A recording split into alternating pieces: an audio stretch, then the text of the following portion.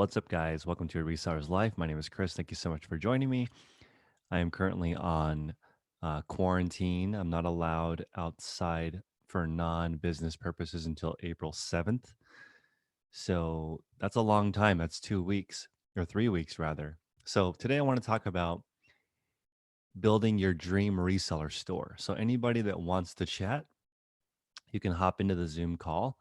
Um, you can download Zoom on your phone or on your computer, and it's 611-979-1816. You can just hop in and join. I'm going to talk about my dream reseller store, what I think a fantastic reseller store is for you guys. But if you want to join, make sure that you have a microphone and headphones, and then we can get into it. So today I'm going to talk about um,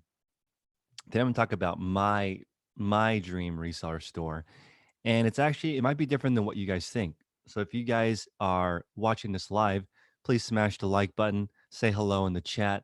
I'm going to address all your questions at the end of the video. It's a little weird right now outside. It's kind of mayhem. We do have a couple of weeks of groceries. I went out and stocked up the first time that Trump made people panic, which is a few days ago. So we went to Costco, got a couple weeks of groceries. Tomorrow, my wife is working from home until the 7th. And I don't think I'm supposed to drive to my storage unit, but they told me that it wouldn't be closed. Um, but they're not going to be there. So there's going to be no active staff there. So I'll just log myself in, go to my unit, ship the packages or list, and then go to the post office. I probably should schedule a pickup. The problem is normally I leave them in the office, and the office is going to close. So there are a couple of post office drop offs. I may have to use that. So let's get straight into it. Okay. What is my ideal reselling store? You guys ready? So ideally, I would actually like to be a teacher, probably 20 hours a week. The other 20 hours of the week, I want to run my resale store. And if money was no option, I would just sell 100 items a week, the best items I could find, and they would just be interesting items. And the reason why I say 100 items a week is because it's quite fun. You can have a network of suppliers that bring you really cool stuff, or you have a network of dealers that present you interesting things. You can buy them and flip them. Generally speaking, this is a rule that maybe you guys should write down if you guys think this is interesting information. But I think that if your average selling price your average cost per item is under $10, it's usually very difficult to be a reseller. Because if you only have thrifted items, most people do not donate items that are over $30. This is a rule I took from Craigslist Hunter, and it's been true. Um, which means that without an ASP over $30, really the most money you can make on average is like $15. And that's if you're getting stuff almost for free and selling it for close to $30. It can be done, but to me, that's not as fun as sometimes spending up on a rare item. You might find a pair of kicks at a Goodwill or a thrift store they're asking $40 for, and you can get 300 for it. That's that's more interesting. You need to mix that in there to make your store, your ASP higher. Mine is currently at $52, and my average cost is about 14, right? So if your average cost is below 10, I think your store has too much thrifted stuff in it, of the lower end thrift stuff. Of course, you can make it work. I'm not saying you can't. I'm just saying in my ideal store, I would spend up for the better stuff. I'd rather spend a grand on something that sells for 5 grand. That's really cool and more interesting. So let's back up. The reason why I pick 100 items is because you can get some flow, and it's fun to do some volume. It's not like 5 items a week or 10 items a week is not enough volume to see enough cool things roll through your store. Here's the thing though. In my ideal store, I'm selling at least 100 items a week. You guys can see my public store is now Daily Refinement. It's right around 150 sales per week now. So a little over 20 a day in that store. And that store is going to have between 50 and 100 new listings go into it every single day this month. It just passed 3,000 items a few days ago. It's going to hit 4,000 by the end of the month, which is very exciting. Brian is asking me about toilet paper. We have 5 rolls, so not a lot of toilet paper. Um, but I think we should be fine for the quarantine. Now, I actually think we're in the first week of a normal flu season. So I watched Dr. Michael, whatever that guy's name that was on Joe Rogan's podcast, and I agree with him across the board. This looks like a traditional flu, and we're just in the first couple of weeks of flu season, and flu season is like 3 or 4 months, so we've got a long way to go. I'm not going to jump to any panics, but he said that roughly 4 million people will get infected before the curve starts to drop, and that's a normal curve for the normal flu. The normal flu kills 0.1% of people, and right now this flu is killing 2% of people. So that's like, a little scary, but that's just that is what it is. So when I'm looking at it, I'm thinking, okay, if we have to wait till 4 million people get infected for this to start dying down, he also said that you really can't make a vaccine that fast because you have to test it. So they're testing it already in Seattle, which is cool, but I feel like he's saying you can't really test a vaccine in 3 or 4 months. So it's not really realistic to have a vaccine for this. It's too late. Um, so I don't know, for what it's worth. I think we're right in the beginning of this. So I'm thinking it's going to be 3 or 4 months.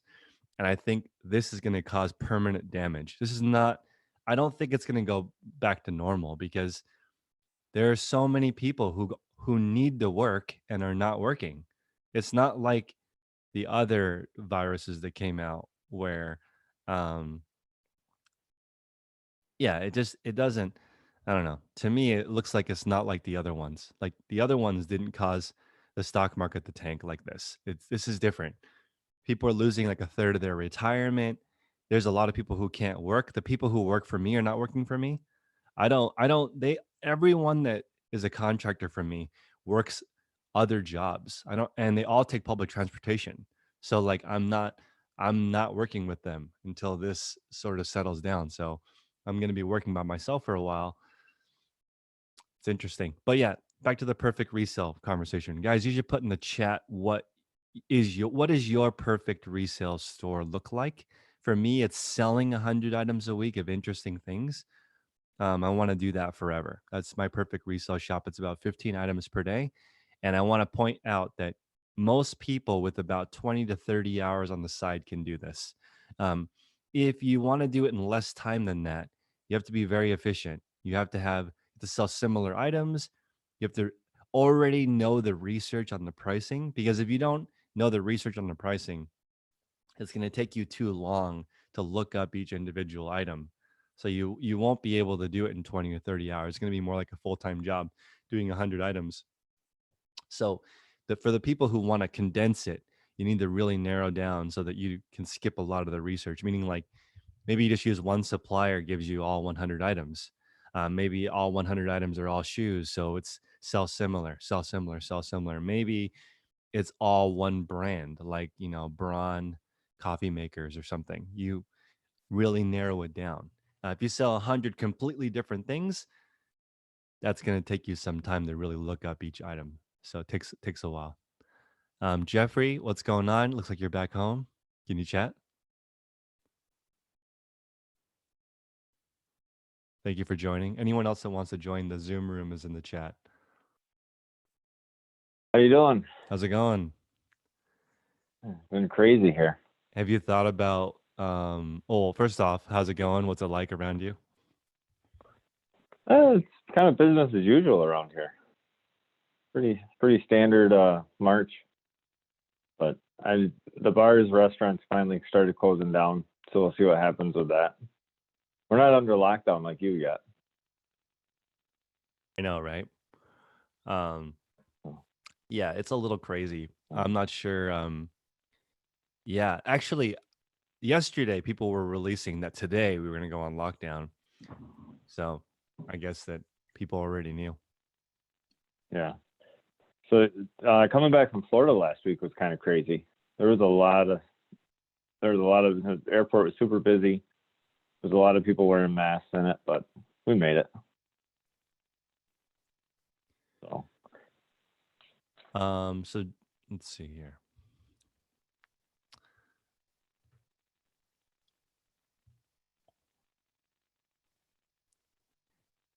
Yeah. So have you thought about what your perfect resale store is? We just got that truckload of Dick's Sporting Goods in, Hmm. and that's actually a pretty nice truckload. So I think I'm going to keep buying those. And there was a couple of members in the Facebook group that reached out and bought like pallets off of it. And one guy in Texas, he was really happy with what he got. I haven't heard from the other person yet. I don't know if they got it. So I think I'm just going to stick with the cars and the sporting goods for a while. See how that goes. Yeah, that was. I had a gentleman in my mastermind call before that was one car and 100 items a week. Yeah. Oh, we took a beating on the cars last week. Did you? Oh, yeah, we did. Is Yeah. it? You think it's because of this? People are less spendy. Yeah, the market was crazy. I mean, when the market goes down, normally assets go up, hard assets, but I think it was just too early. Plus, attendance was a little bit low. But yeah, it was probably about an $80,000 loss last weekend. Wow. So, whatever. Ended up buying one car down Right. there. Bought a 1926 Rolls Royce Silver Ghost. I sent you that Yep. the link to that one. Mm-hmm. Yeah, so I'm pretty excited. That comes in next week. The Palm Beach auction is online only now. I got 7 cars going there, Mm. so there's no people in person going to that one.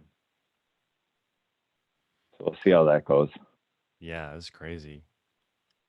Supposedly, if they don't hit the reserve, they're gonna haul them to Auburn Spring for free. But we'll see what happens. Um, that's nice that they put a reserve, but this previous auction you did no reserve. No, I never reserve them. What they go for, they go for.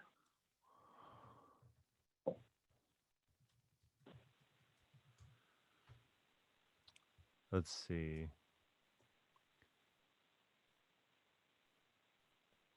Yeah, it's interesting on that. There's a lot of people playing the stock market right now. You're, you're very bold. It's scary. I don't know if I would be doing that right now. Maybe buying. Mm.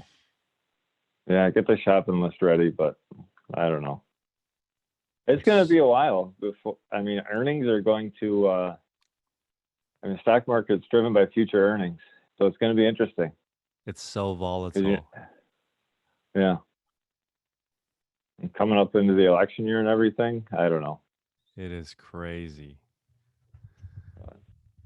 Well, we've got Ty in the shop. Ty, can you chat? Yo, what up, man? How's it going? How's it going? Good, So good, I good. want to talk about. I mean, Ty, you've sold guns, you've sold supercars. What is? I mean, you got your regular business, but then if you were just selling stuff for fun, what would you sell? Home goods for sure right now. It's what's selling hot still even for us. Like that's where you make the most money right now. Everybody's starting to panic, so you can get some good cash off that. Obviously on price gouge, effed up, but you find some good arbitrage. I know it is. It is insane right now. The here it it has been strict the entire time. You can't buy a lot of anything. So, but I think that's because of where I live. There are areas I'm sure you go clear the shelf, but that's not common here. Like since like always there's limits on everything. You can't buy a pallet of hand sanitizer. It's not a thing. Dude, Arizona's a wild, wild west, man. I know people going crazy, especially in smaller areas or less dense or just yeah, it's insane. Yeah, Amazon right now is hiring 100,000 people. That is insane. Um, it makes sense. Here, they say, okay, this is crazy. Half of people live in cities, and 70% of the people who live in cities are in the service industry. They just shut that down where I live. 70% of people are not making any money. That's crazy. I don't know how that's like multiple million people just where I live. So I don't know what this is not this is going to have some long-term effects. I feel like they're going to be going to Amazon right now and trying to get a job. We have huge warehouses here because what do you do? Like you can't just, but then also your kid's home from school. So I don't know. This is some insane stuff. Christopher, how's it going? I don't think I've met you before. Can you chat? You are on mute. Let's see if we can. And Hey, live in the Christopher. Ventura area, and Ventura? yeah, so Awesome. it's like total shutdown. Total shutdown too? Yeah, I was amazed. I went to the post office and dropped off a few items, and it was funny because there was a longer line at McDonald's than there was at Smart and Final. So it was just kind of odd, kind of see where mindset is. Mm-hmm. It's a little strange. What does your ideal resale shop look like? I think my ideal resale shop would probably be, oh, I guess getting above that threshold of $25 an item. I think that I've been kind of trapped in the, in the thrifting zone. So I think my ideal would just kind of be able to move up, kind of scale a lot more. Yeah, that would be ideal for me since I'm part-time. It would be real interesting to get into like what some of the other gentlemen were talking about, purchasing pallets and things that nature, just scaling up. I think would be my ideal store, being able to have upward mobility. Yeah, that is something I think about a lot because, you know, it's like the people who have jobs, like good paying jobs, scale e-commerce really quickly. They already they because they can invest money and they don't have to panic. They can just wait until they get all the money for each item. And that's something that's a huge advantage. But when you're just starting, or if it's your main income, it's challenging because you have to live off of it. It's like I saw this. I watch all the commercials before YouTube because I want to know how people market things. And this guy was selling a course saying, all you have to do is start with $1,000, flip it for 20% 5 times. Now you have $2,000. And now each time you flip for 20% is $400. And I'm like, that's true. But there's so many people who can't let it ride. And that's like a huge thing that, is a huge detriment. Like even Thai is running out of capital. It becomes an issue. And right now where I live, they're offering 0% loans to businesses, not to people. Wow. Yeah, Thai, isn't that crazy? They're offering Insane. 0% Dude, loans. I'm gonna take it for sure. Yeah, The average. they're offering 0% loans. I'll take But two. not the regular people though. Mm. So like it's Yeah. very crazy. But yeah, I think right now is an interesting time. Christopher, thank you for chiming in. Oliver, what's going on? Hey, I how's it don't know. going? It's been a while. Yeah, I know. I've been meaning to get on, but just been lazy. Well, what's new? What's your idea of a perfect resale shop, and what's going on around you? Well, I just wanted to say that last time I was on here, I had a goal of getting to 12K a Mhm. month, and I've finally got there last month. Awesome. So Awesome. yeah, pretty happy about that. But I think my goal would probably be to do something kind of similar to what you were doing with like shoes, Mhm. just because I really enjoy selling that stuff. Mhm. So I won't know the exact numbers, but yeah, it would definitely revolve around shoes or clothing or something like that. But yeah, it's pretty crazy here. To get the other question. You know what's the weirdest thing is no traffic. Oh, I know. That is the strangest phenomenon. Yeah. Yeah, for sure. And gas is under $3 here, which means it's probably $2 somewhere else. Yeah. Ty? It's Cheap gas? 160 in Houston, where my dad lives. Goodness. Yeah. 160? Yeah. Houston. Oh my gosh.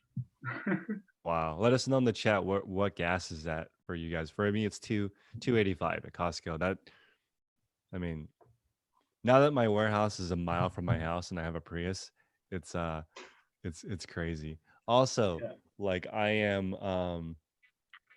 I it is so weird. I went to there was 0 people at the post office today. That doesn't at 4 o'clock in the afternoon. That's insane. That's wild. That's wild. It was weird. I thought it was closed. Yeah. Yeah. Cause I saw the thing about the Bay Area. I instantly Yeah. thought of you. I was I like, was like, okay. this is so bizarre. And then usually you have to I'm the annoying person that doesn't have to wait in line. Mhm. And there was no line. So it's just like, we'll scan these right now, which doesn't normally happen. I usually get dinged because they just scan them the next day. Yeah. So with your packages, Hmm. you have scheduled pickup, right? Hmm. Okay. So how many do you sell like per day? Like what's an average? I'd say in one-offs, maybe 20 to 30 a day. Hmm. And then I have replenishables that are around the same in a different store. Okay. So Okay. right now I like my one-off store because it's more fun. Yeah. But okay, where I'm at in my store is, do I double it and try to sell 50 to 100 a day one off? The thing is, I was doing that until this happened. Hmm. So we've been listing 50 to 100 and we have enough in the queue that will happen for the rest of the month. Yeah. But then I'm not working with those people right now because they don't want to contract anything or give them something. And also, I'm not quite sure about the economic times. Maybe it's not time to grow. Maybe it's time to hold. I don't know. I guess actually, let me take that back. It depends on what you sell. Depends on what you sell. Okay.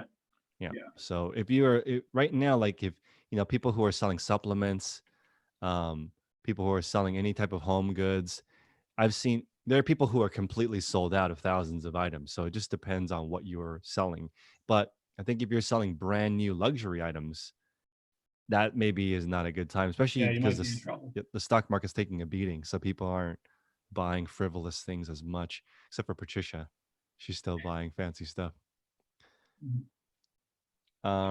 Patricia, do you want to Oh. chat? What are you up to? How's Chicagoland? We had 2 confirmed cases in our town, so Mm.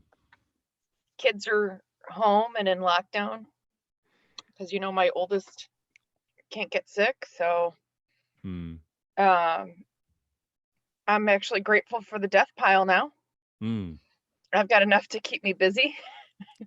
And Mhm. everybody should know it was here way before Oh, anybody fair enough. got sick. You're preparing. It's Mhm. not contaminated and we're not sick and we're not going anywhere. So and tomorrow is election day. We had 150 election judges crap out on us. So we're trying to find people to work the election.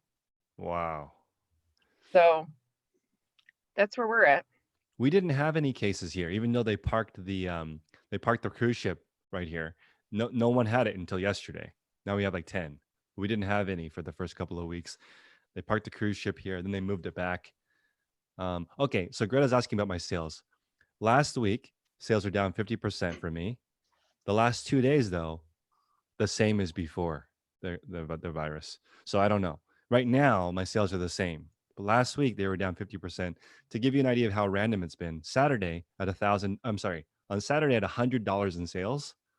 On Sunday at $1,000 in sales. No, I didn't do anything different. So like, I don't know. It is very random right now.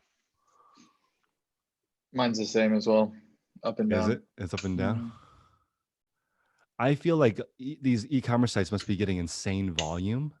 Like, news, huge who knows if the servers can handle, what happens after a news announcement or something.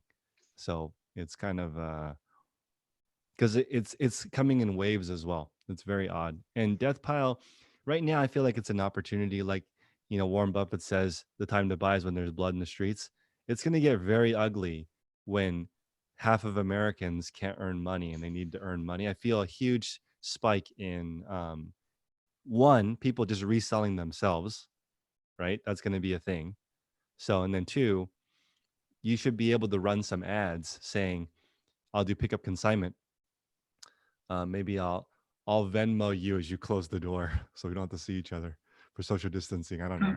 So we can pick up some items from people that are trying to sell stuff. But I feel like, how else are you going to make money? Hopefully I can, do some of that for fun, but that's a real thing. Um, let's Well, see. I was told today that Amazon has quarantined your product for 30 days in the trucks before they'll in Oh, process it. Okay. So, I actually had just sent in like 90 of like the biggest cleaner that I sell a couple weeks ago, and it just hit. It was in FC transfer, and it just hit Amazon. So, it's been selling out on Amazon. So, Ty, thoughts? Yeah, I don't think they're quarantining it, but yeah, it's a bit slower than on Amazon in terms of getting everything up and like locked and loaded onto the quote unquote storeroom floor. But kind of something interesting that everybody should watch out for. I've gotten approached by two large builders trying to dump a couple thousand units of product. So everybody's starting to panic and trying to dump stuff. So if you guys have cash, it's just time to pick up stuff if you can. Yeah. So Jack is saying that the quarantine isn't happening. But yeah, it's an odd time right now. I feel like, Mike is saying there might be a lot of default storage units. It takes a while for them to default. So, but maybe he's saying in 2 or 3 months from now, there's going to be a lot of default storage units. I 100% agree with that because, people are cash crunched right now. It's going to be pretty insane. Ming, can you chat? I don't know you. Hey, what's How's it up? going? Where Doing do you good. How about you? doing? All right. Where do you live?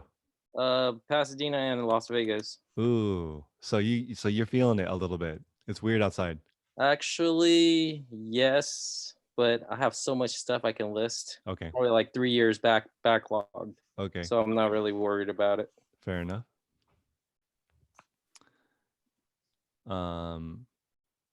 So what does your dream resale shop look like? Replenishables, but Replenishables? it's hard to find a niche and then everybody copies it. It's gonna be difficult. Yeah, it's not an easy road. Replenishable. Like, do you want to own your own brand or do you want to Branding, private label? private label and branding is too difficult also because it's going to be a lot of capital Mhm. required and it's just too difficult for me. Fair enough. Yeah, I mean, I feel like branding is huge because of the longevity. It's impossible to different like people can just copy your product. I was looking at this bracelet that trended and it was available for sale something like 10 hours after it started trending from a different seller. So that's how long it took for someone to copy it. Yeah, So see, it's challenging, right? And there's schools in China where they teach people exactly what to do. It's amazing the technology behind copying trends. So I think without the like a heavy brand behind it, it's hard to have any type of longevity because that's all you have. correct. Products are so easy to copy. And especially, I mean, unless you're a manufacturer from China, and it's difficult. Yvette's saying that she was an adjunct instructor, and there's no school until April 10th. The thing is, it might be longer than that, so she has to file for unemployment. I'm sorry to hear that, but this is a very real thing. There are so many contractor positions that don't pay if you don't work. So I think it's a very interesting time right now. And the people who cobbled together 2, 3, 4 different contractor gigs together, I think they're hurting pretty bad right now. So it is odd. Patricia is saying July or August. I agree with that. I think it's going to take a while for it to really open up.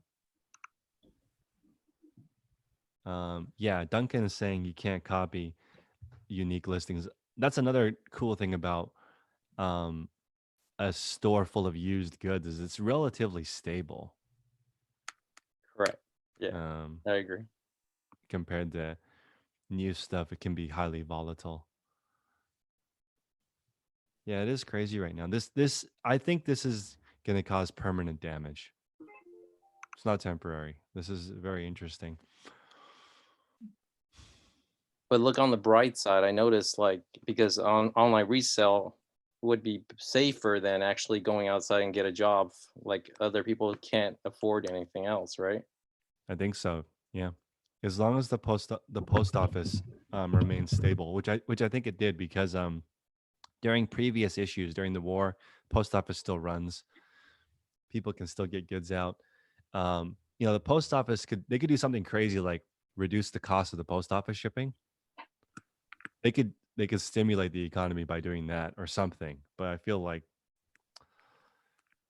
it's going to be the thing that hasn't happened yet, which could happen, is there hasn't been an epidemic like Italy yet in the US.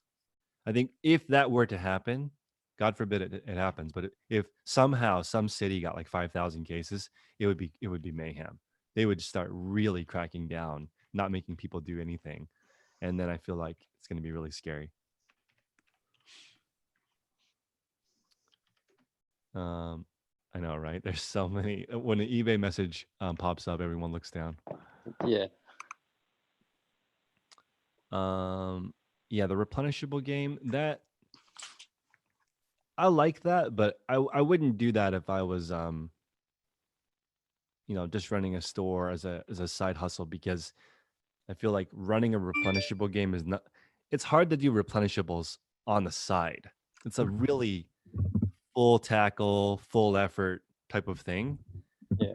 I mean, you might be trying to do the 10 by 10 by 10 model, and somebody's doing, putting $1 million behind one product competing with you.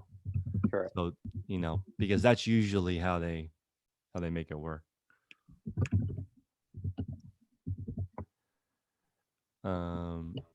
Mail is being delayed. I actually didn't know that. Is mail being delayed? I imagine it No, is. actually mine is fast. Okay. I noticed something before when I ship from here to Florida, it's usually about 3 to 4 days. They Mhm. actually receive exactly 2 days or 3 days. Hmm. I've been shipping it every day and my sales hasn't dropped. It's actually stable, roughly 10 packages, 200 every day. It's going up actually. It's stable. Yeah, my sales are really random. I'm thinking about, well, I mean, just this last couple of weeks, but But then I send offers to them because I mean they're probably stuck at home. They can't do anything. Just send them offers. I noticed. I mean, they actually take the offers.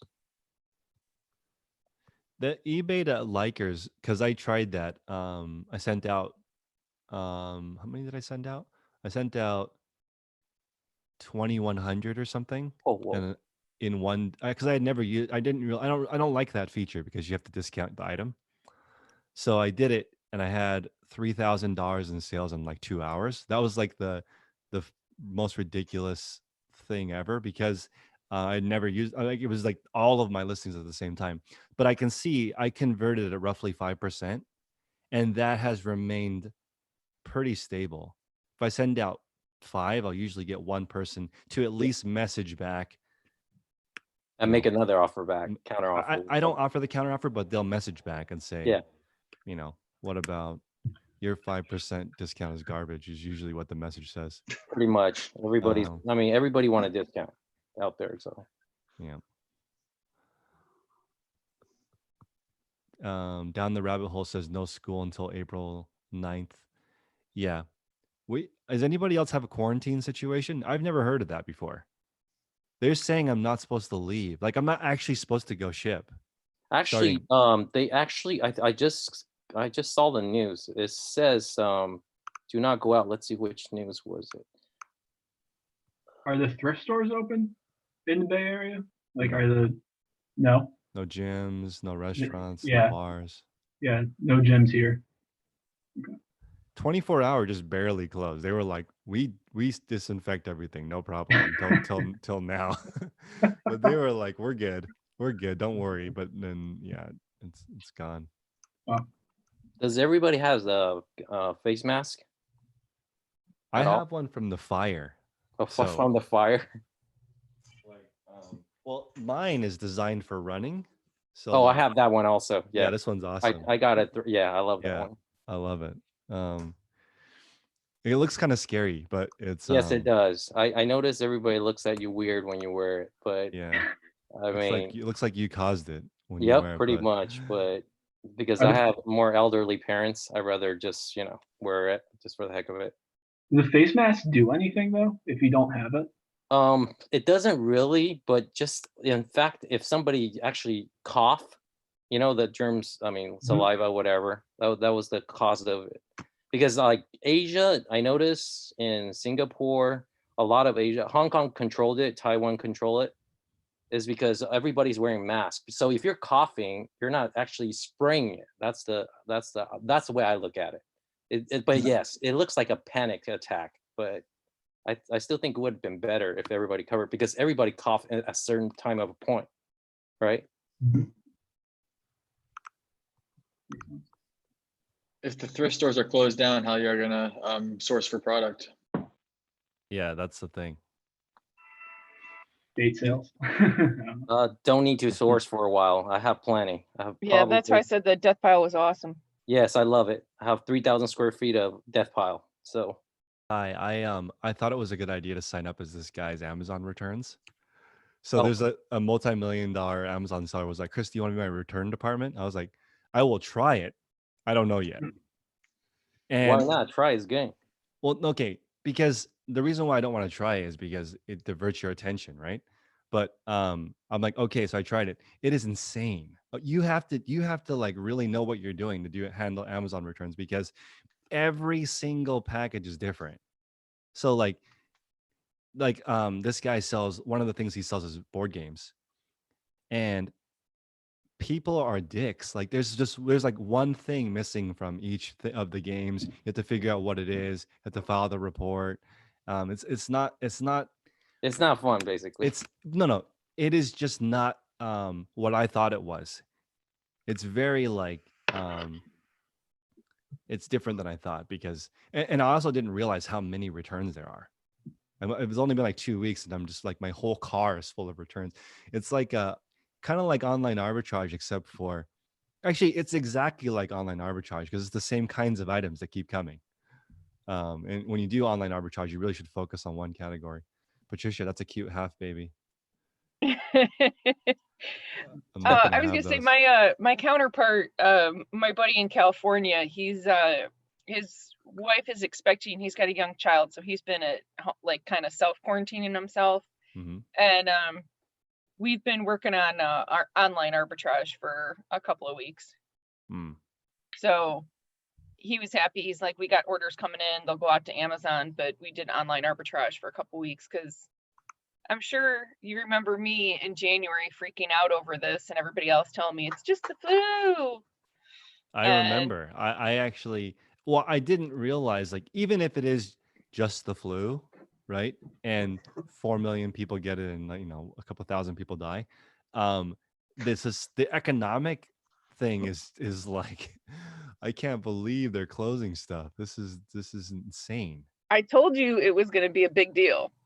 I know. I And didn't. I kind of got sick of just convincing people. So I just let it go and started I acting like a squirrel. And then I underestimated um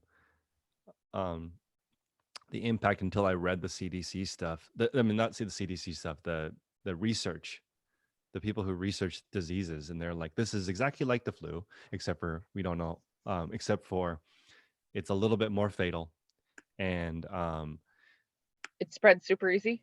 well, the regular flu spreads super easy too, Yeah, but but this this is, is like even faster than the flu spreads. yeah, So this you is watched like that a Joe super flu. Rogan podcast then? Yeah, I did. Yeah, That was there you go.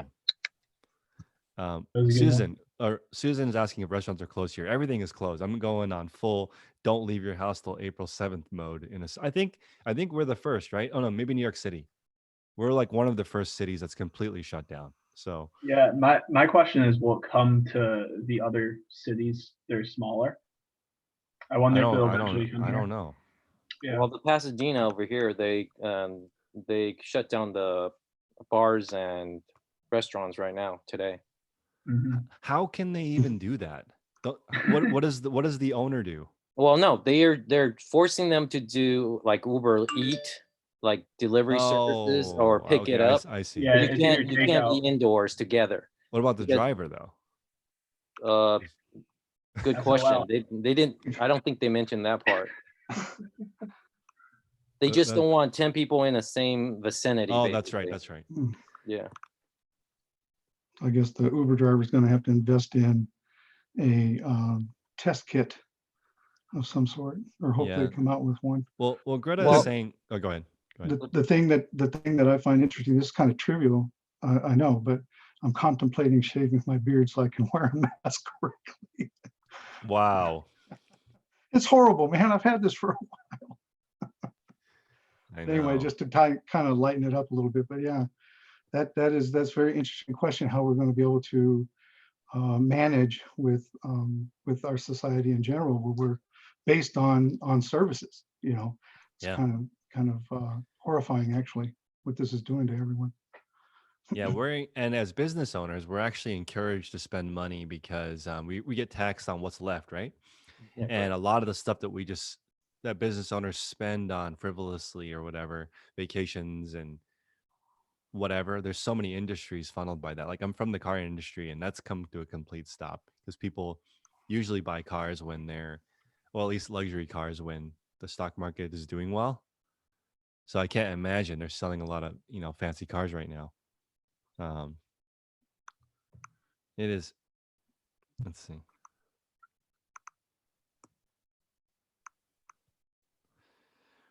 Yeah, it is. It is weird, but I'm probably gonna make a lot more videos now because I have more time to think about what's going on, and it should be fun. And I like my because I'm gonna be working 100% by myself for a little bit. It's gonna be interesting. So, oh, also very cool. I have to run Mint Mobile wireless out of my storage unit, and the issue has been data because that's why I don't stream out of my unit. But they just messaged me saying that data is free until the outbreak is over. So I have free Damn. Oh wireless yeah, internet. everything's That's nice. uncapped, correct? Yeah, uncapped. Everybody posts uncapped. But then you could try out, I don't know if you heard Visible. It's you can tether it Oh, for 5 unlimited data without throttle. okay. Yeah. That should be interesting. So maybe I'll host some hangouts where people can, because I think there's millions of resellers. So it'd be interesting to talk about, what people are going through and um, how people are handling it. But it is going to force people to be more creative. The Amazon seller that I'm handling the returns for is like, he's like, if you like this, I'll just ask all my friends to send their returns to you too, and then you'll never, if you're okay with just process, like if you're okay with like this idea, then you can just keep growing it to any size because all of us are going to continue to grow on Amazon. The people who have that do have some replenishables, generally they add more replenishables. So people are doing well. They're not like just people who have 10 by 10 by 10 don't stop. They just keep going and keep having more and more and more products. So the Amazon return game is insane.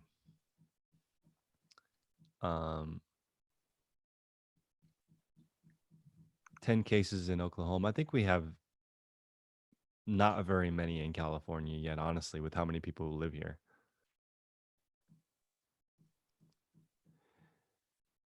Let's see. Your death pile is only 150 items. How do you keep listings fresh? You can't. I mean, you can keep listings fresh on Poshmark by sharing them on eBay. You can't really refresh them unless you end them and relist them. And that's not necessary usually. With only 150 items, I wouldn't worry about refreshing your items. It's going to take a certain amount of time to sell.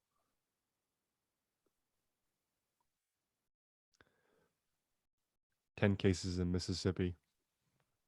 But again, we don't have the proper testing tool, so I don't know. Actually, did you guys hear about Google's website that was offered?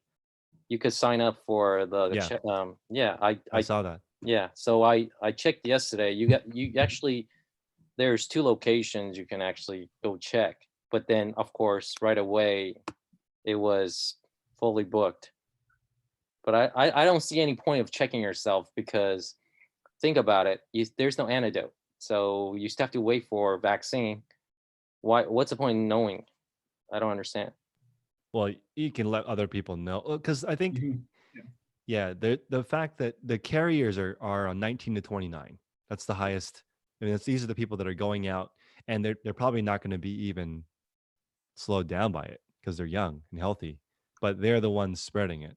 So So you can quarantine Well, the yourself. governor of Illinois grounded everybody, as everybody is saying in Illinois, because it was supposed to be the St. Patrick's Day parade in Chicago, and they canceled everything, but they did not cancel the bar crawl.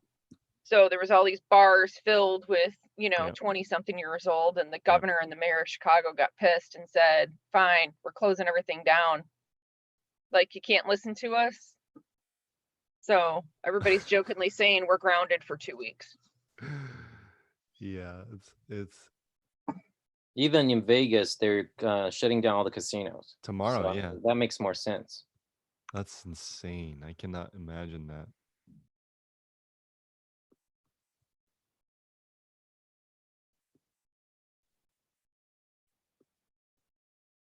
Buy low, sell high. Yeah, I mean, it's a good time to buy stocks, probably. It just it might get even better because I feel like we're in the beginning of this. Maybe Tesla stock. I It mean, went up all the way to 900s. That's true. Well, what did it start at? 400 something, I believe. Right now it's at 445. Amazon stock, Amazon, Amazon, Amazon. Amazon's a No, little it pricey. started at $17. I remember because this guy, yeah, but yeah. Young people need to stay home. Yeah, I know. It's kind of odd. But it's how- difficult. I mean, to just stay home. I mean, I got used to it because I'm, I do online, but not everybody can though. Ron says he probably has it because he's touched thousands of packages today working for UPS. I can't imagine. But the thing is, can it stay on a surface? Do they know that for sure? Can it sit on a? Supposed to be 9 days. But Yeah. but Actually, I talked to my friend overseas in China. They said yes, it will stay on the package, but how many days they don't know exactly. It's hard to determine because the weather condition, vicinity is different. Ron Humidity. is he's handling the inbound stuff. So he's getting it right from the people. So I imagine he could get it. That's scary. Yeah. The more people Literally. you see, the more, risk factors there, I think. Dang.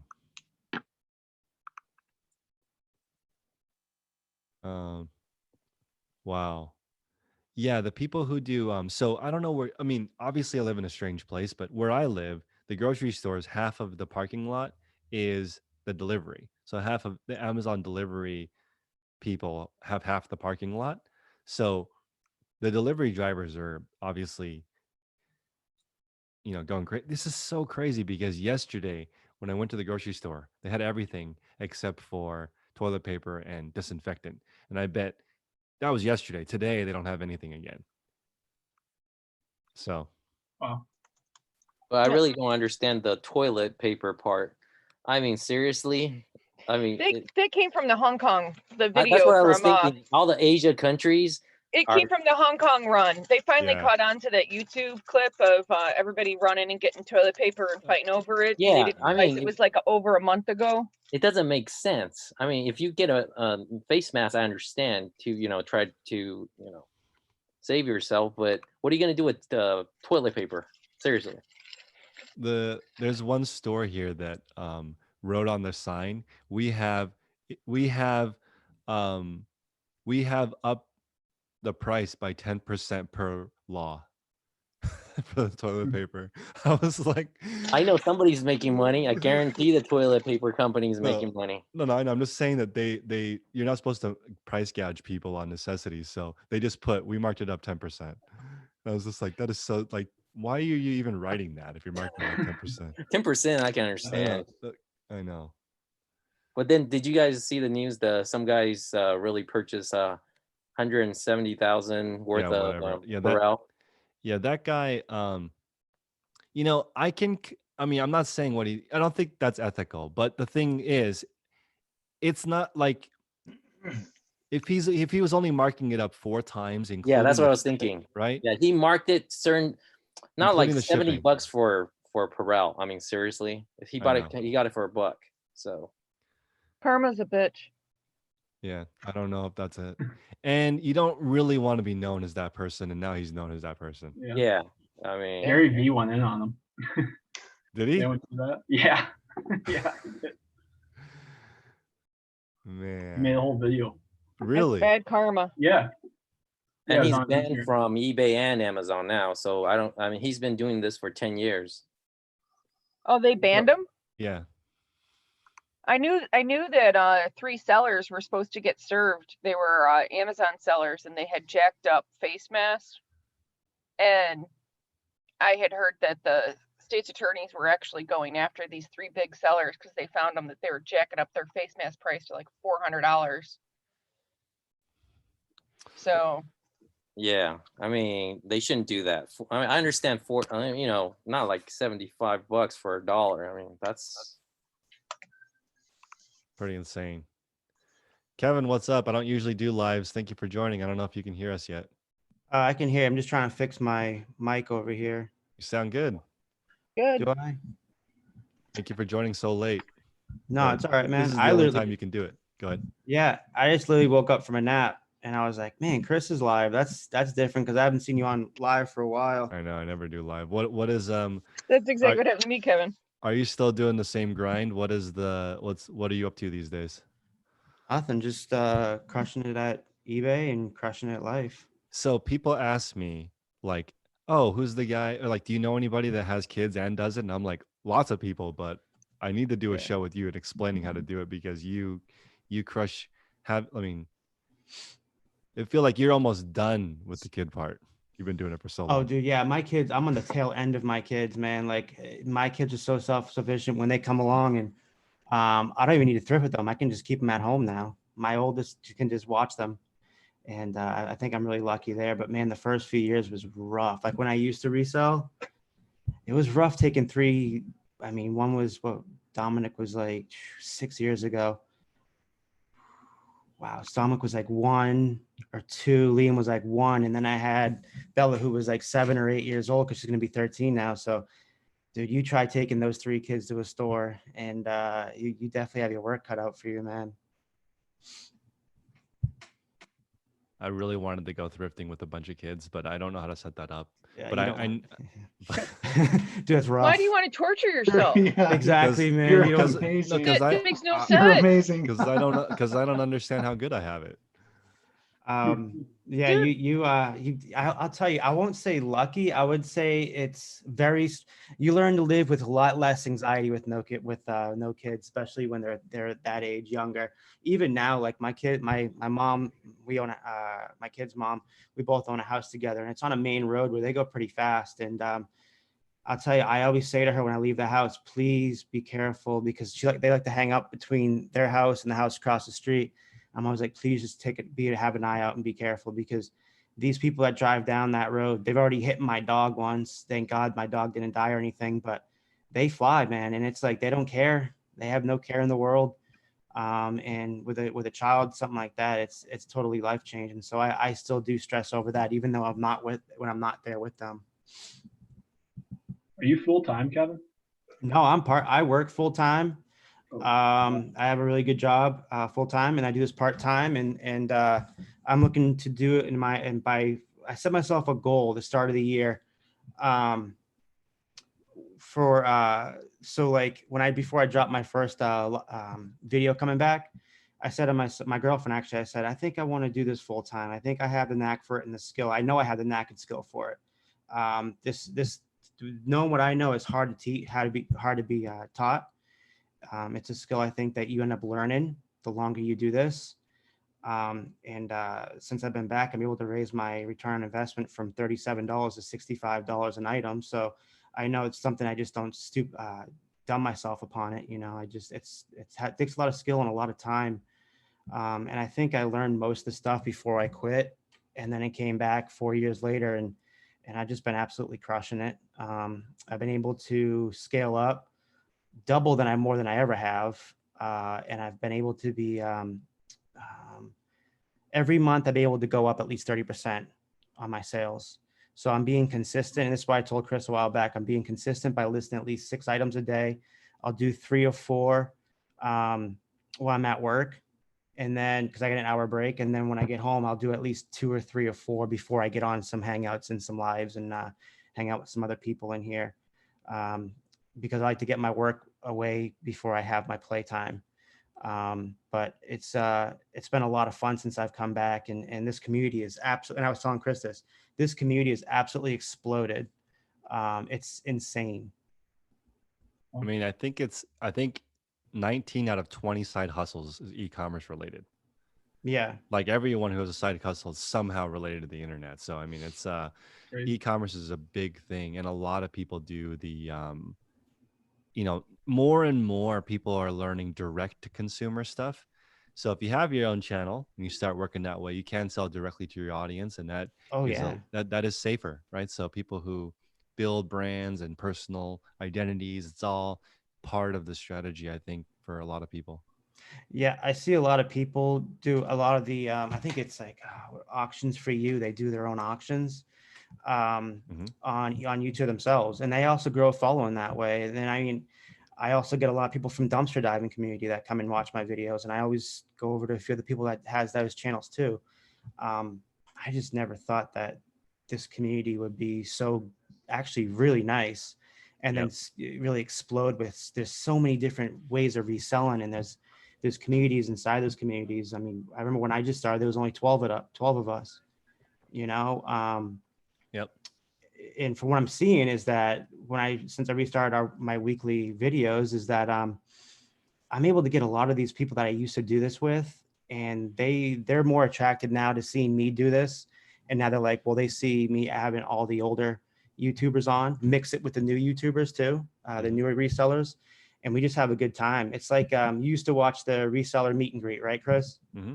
It's When I first exactly started. like, yes, it's exactly like that. But we mix it with older YouTubers that I can bring back, and then I mix it up with newer ones, and we all just have a good time on the same video, kind of like this. I mean, really no direction, just having a good time. Yeah, no, it is the thing is it's just a regular community. There's some bad apples, there's some good apples, there's some politics, there's people are rough on some people. It's just exactly like a real community. But I do feel like there is more positive because so many people all you have to do to contribute is just share something cool you found. It's not as easy in like a running club to share like you can't do something as a slow runner that a fast runner was like really impressed at, really. Yeah. But like any reseller can find a $50 thing that you've never seen before. So it happens all the time, and that's what's the beautiful thing. And also secondhand is trending big time. People are like financial responsibility and minimalism is trending hard. So decluttering is trending. So I mean, there's a lot of reselling. I dated a girl that was minimalist, super minimalist, only kept minimum of everything. Lived out of her mom's house with her 3 kids. It was kind of crazy, but she made it work, and she wanted to get one of those tiny homes. And I remember she had me watch a few of her minimalist videos, and it's different, but I mean, I could see where they're coming from. It's definitely a fad right now. I just don't think I could do that though. I collect too much things. I can't relate as a reseller. I know. We love to I can't collect. relate at all. The Oh, minimalist. That's funny. Yeah, we just collect, and we have death piles, but I could see where they're coming from though. Especially her. I could see exactly where she was coming from. She just wanted a simpler life, I think, and to live simple, like I guess they did back in the days. But I mean, when we live in a lifestyle like this, it's kind of hard when we always have to replenish our goods to resell and everything. And I mean, even my everyday life, when it comes to my everyday work, like I can't be a minimalist when it comes to that. I gotta be, I don't know. It's just, I think it could be a little strange, but in a way, different, and I'm kind of attracted to different. I like different. I also want to point out a lot of us are selling stuff people don't need. Oh no, not at So all. if you only buy what you need, it doesn't work. Like it doesn't. Yeah. Our economy doesn't work. So Although, I mean, I sell a lot of clothing. So, I mean, I think it was Jane Fonda and Miley Cyrus that said they're only going to be shopping from now on used clothes and everything like that, which I think is great for the yeah. earth. But Mhm. I mean, that's only good for us, honestly. If that can send more buyers our way, I mean, that's awesome. I mean, another fad I always like to look at is going on Instagram and looking at the younger crowd, what they're wearing and what they like, because Mhm. that's usually what's going to sell really good for you too. So keeping up with them works a lot for me. Chris, Oliver I gives. love your tip about donating something every time you go thrift. Yeah. That's actually been really helpful for me because it just is like a clarity of mind type Yeah. of thing. That's one of Yeah. my favorite tips for at home. Yeah. Like I would say that I'm a minimalist, but like I have the best of everything I want. But I don't have but I don't have that, like when I started to donate one thing a day, I don't have anything left that I want to donate.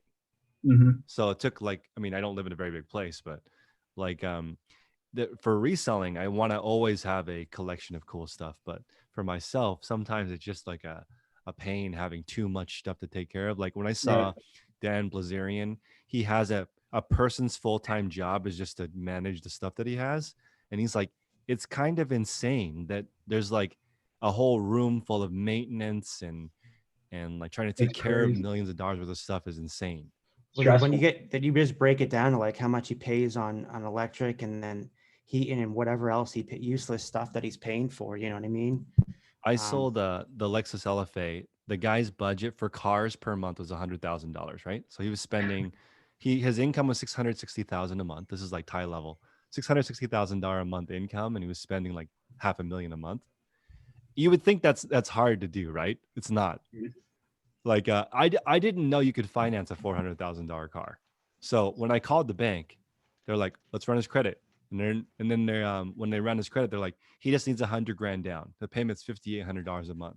So I said, okay, it's $100,000 down. It's $5,800 a month. Do you want to pay? Do you want to wire the money or do you want to write a check? And he's like, I'll just wire the money. Like, didn't even flinch. $5,800 a month's nothing because this budget for cars is $100,000 a month. Like it's nothing. And I was just there's just so many levels of people. Like that's insanity. and you used to sell cars? Yeah. Same here, man. That's another big hustle. Yeah.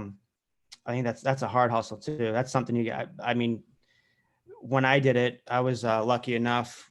It was early 2000. I don't know when you started, but it was before Grant Cardone blew up, and I was Mhm. lucky enough for my owner to send me to do different in-person training courses with Grant Cardone. And man, I learned like 85% of the stuff in psychology when it comes to sales from him. He was amazing. Yeah, that guy. I same when I was in the car business, Grant Cardone wasn't famous yet. So Mhm. the learning, self-development and just it's all part of it. And like instead of thinking, oh, this guy's gonna think $5,800 is expensive, I did not assume that. Yep. Right. So then when I called, this is the most absurd thing ever. When I called the insurance company, because my boss is like, does he want to drive it home? I'm like, yeah, well, he wants to drive it home. And he's like, you guys got to have insurance. He's not driving that without insurance. So I called the insurance company. I'm like, I need proof. They fax it to me, $40,000 a year for his insurance, right? For his cars. And so they told me over the phone, he can only drive it 2,000 miles a year. So tell Yes. him that he's going to use 20 of it driving home. He probably had a Chubb or Haggerty policy where it's stated value. So if he gets in an accident, he doesn't lose depreciated value. It's full amount. Yep. I mean, I'm in the, Yeah. I'm an idiot like this. I'm in the insurance world, so I know exactly what he's probably talking about. It's crazy. But 2,000 miles, that's insane. Like he Yep. can't even use it he can't even drive it. Yeah. It's nothing. It's such a That's low amount. insane. But yeah, people, there's just different. So let's see. Julie, this is an interesting concept. There are people who buy used in some things and then new with other things. It's like when you're a reseller, right? And you let's say you want to get a new camera for YouTube. and you see that it's $800 new and $600 used, you might buy a new one. But there are things that are $800 new and 150 used. It's really hard to Mhm. buy a brand new one when they devalue like that. Yeah. It's like a Rolex. You could pretty much pay retail for a Rolex and be fine, not really lose that much money, maybe even make money on certain models. But if you buy a Gucci watch, it's going to tank because it just doesn't have any value like that. Yeah, it is just crazy.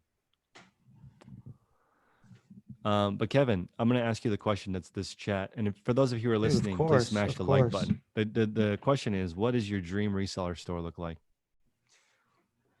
Man, it's got a lot in there. I'm talking about like I'm a huge mid-century modern nerd, so lots of MCM furniture. The outside probably would be MCM. There's this gorgeous house we drive by every now and then when we go to garage sales, and it is. I think last time I went out, my girlfriend's over there. I think I took a picture of it. I was like, stop real quick. It was a beautiful home. Lots of artwork, a lot of clothes, especially sport jackets, boots, suits, and blazers, because I sell. That accounts for about 50-60% of my business. Man, I probably would have animals walking around too. I don't know. I think that'd be pretty cool. I went to Charleston one time and they have a coffee shop where they have all the Humane Society animals that they actually sleep there overnight and stuff, and they stay there. And I thought that was really interesting. That'd be something cool and hip and different.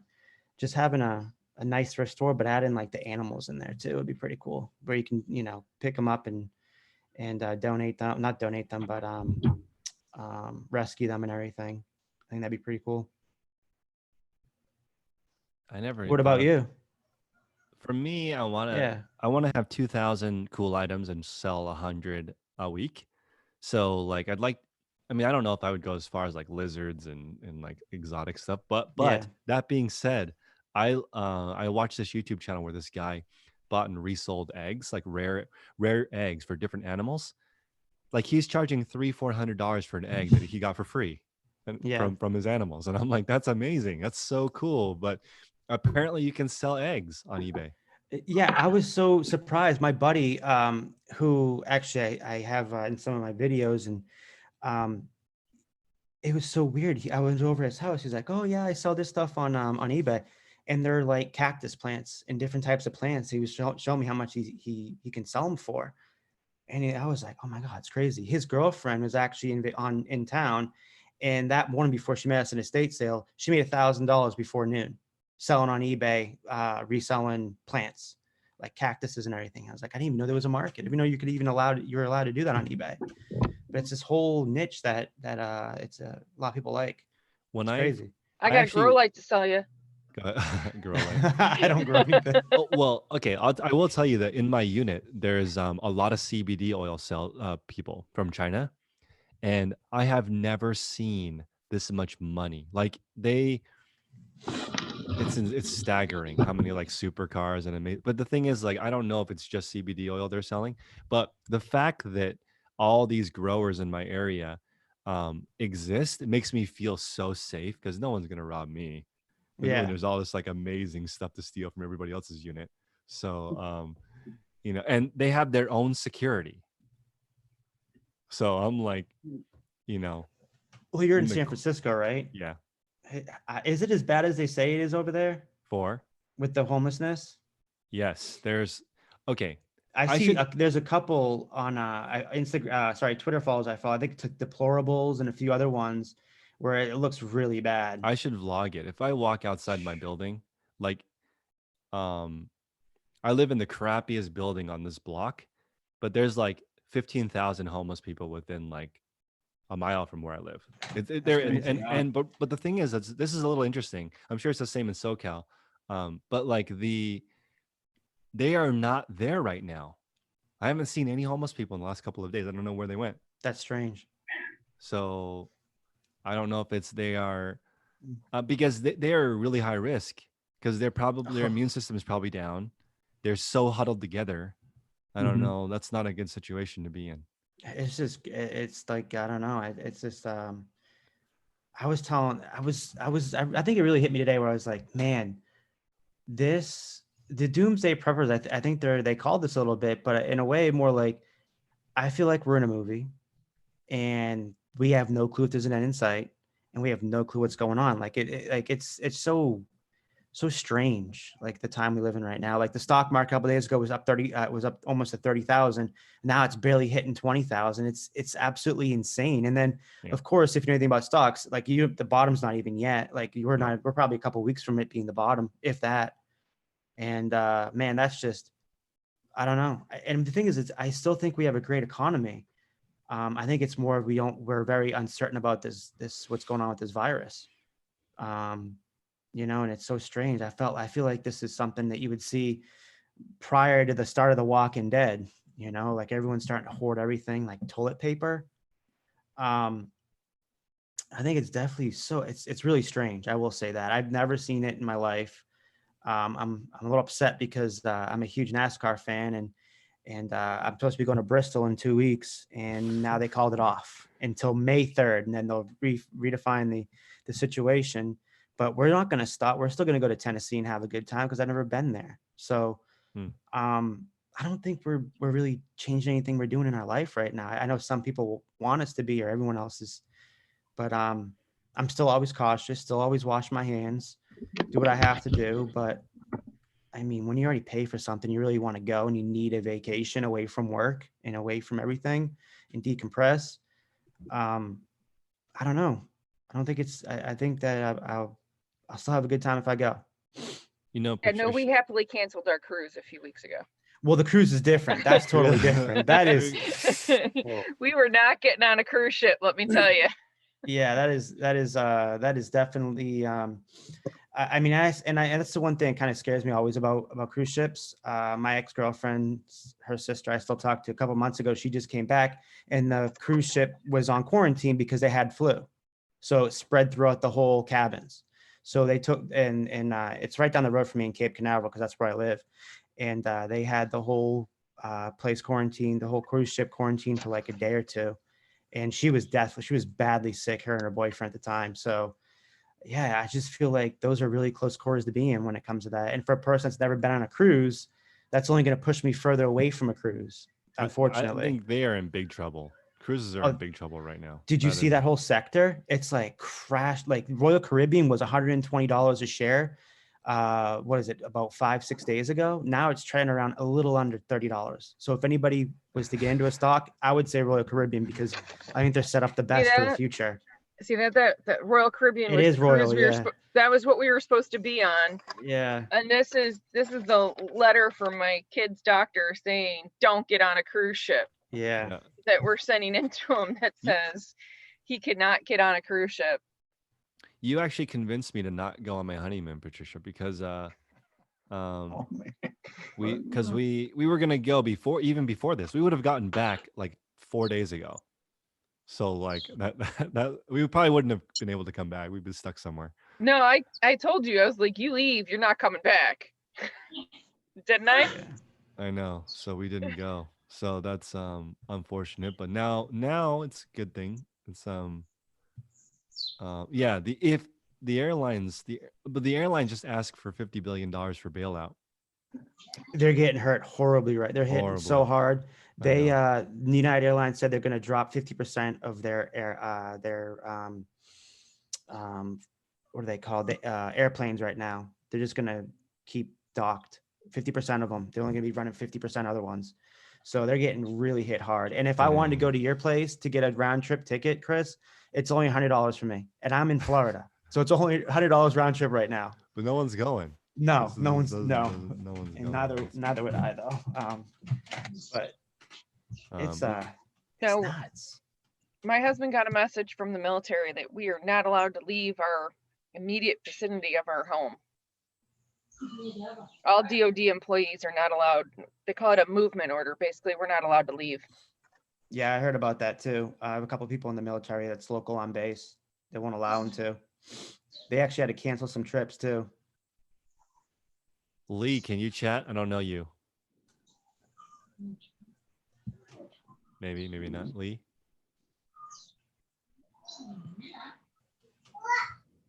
No audio. I'm gonna mute you. So Oh. Chris, they have you on, you said you're on lockdown or? Yeah, I'm on lockdown, so they don't. I'm not supposed to leave my house until April 7th, unless it's a Not even for grocery. groceries. Oh yeah, groceries, hospital. Yeah, the certain There's only groceries and necessities. necessities. Yeah. Yeah. So I don't know how they. The thing is, if like 1,000 people get sick here or something, they will enforce it. Right now, I think they're not going to enforce it, but like, how can they enforce it? Well, I think they're waiting for 14-day incubation period. Everybody Yeah, knew that's it's right. going to happen, and then it's going to happen. That's why they want to quarantine, I think. Yeah. Yeah, this is insane. I don't I know. mean, you'll get It's gonna better. be. I mean, I talked to my friend overseas. After it went all the way to the peak, it dropped down. They're actually outside now. I mean, the street's full of people in China. So Yeah, that's right. They've recovered now. yeah, they recovered. So it's going to be the Yeah. exact same thing. It's just that they should have done it. I think they should have done it to 14 days, everybody quarantine it and see who's actually sick, and then just, send everybody to the doctors. I think that would have been better. Yeah, it is interesting how they're. I was gonna Because say, like, our sorry. relatives in Japan and in Okinawa, they said it's not as bad as what they thought it was gonna be. Yeah. I don't And then know. I don't understand because Go ahead. they're not actually testing temperature here. Everybody on the streets, in any section that you go in China, they're required to have tests for temperature, see if you're actually sick. But That seems like a fantastic thing to do. I'm surprised they're not doing that here. I yeah, mean, yeah. if you go to a grocery store, if you're testing everybody going to that door, you would know who's actually, don't let them in, so that the other people inside wouldn't get sick. I think that would have been better. But actually, Donald Trump yesterday, he actually tested temperature after the meeting, I believe.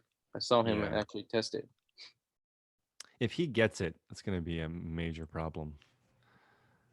We got vice president, I believe. So Don't say that. Yeah. That's just bad. Yeah, he no, I don't tested mean it that negative. way, but I'm just saying. They He haven't tested negative. tested Pence yet, but they tested Trump and he's negative, he said. Yeah, he's negative. Yeah, but they haven't tested Pence, but I'm sure he's fine. I just thought it's crazy that the mayor of Miami, he got tested positive because he met with one of the Brazilian people that actually had it, that came over with the president from Brazil. So he gave it, the mayor gave it to, and then I think it was Governor Rick Scott and Matt Gaetz, who had to be in quarantine because they were in the same room and shook hands with that guy also too. So that's nuts. Well, I had friends that were at CPAC and they were in the media. Yeah. They were in the media area and they were hanging out with Donald Trump Jr. and all the other people that are around the president. And our friend comes back and he's hacking up a lung and he's doing a Facebook Live video. And I'm like, oh, dude, you got the coronavirus. He's like, no, I'm fine. And then the next day they come out and say, if you were at CPAC, you were exposed to it. Yeah. You should say something. And I was like, it's bad. Yeah, that's where I think there was a little bit of a start there too, was in that CPAC. They had it and they had it there. I think one person had it and then they were thinking that maybe if they spread around to the other people. That's why Cruz and the other senator were in self-quarantine. Yeah, Rick Scott. Yeah. I think Rick Scott was at CPAC and then Matt Gaetz was the one that was shook hand with the guy at with President Trump at the meeting. But so what are you guys doing different now that this might happen for the first, how long do you think it will last? And what are you going to do different? Patty, do you want to start? I'm just hanging out at home. I've got to work tomorrow because it's the election day. Unfortunately, I just saw Ohio canceled elections. Unfortunately, we have not canceled elections, so I have to work election day, and then after that, I'm at home with the kids, and I'll work on the death pile, and I got plenty of stuff to do around my house, and I am sure we will be hanging out here, I would say at least until fall, if not this time next year. Oliver just reminded me of the one donated item thing that I used to do. I'm gonna spend 30 minutes cleaning every day. I think that's gonna be something I can do right now because I'm have a lot of spare time. So also, I had not missed a workout this entire year, and now every gym is closed. So this morning, I did like a yoga Pilates thing. It was so hard. So like I Yeah. gotta figure out how to do these stabilizing muscles because You gotta go it's outside and just go for a run. no. I mean we do the running, but like the I just can't do um Pilates. It's really hard. I don't know. I've never used those muscles before, Mhm. so something to do. I'm sure after a few weeks you'll be perfectly fine with them. Yep. If you do them every single day. hmm Kevin, are you gonna do anything different? And how long do you think this is gonna last?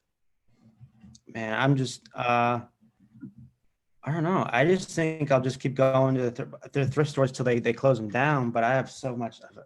Like I have 400 or 500 items to list anyway, so I'm not worried.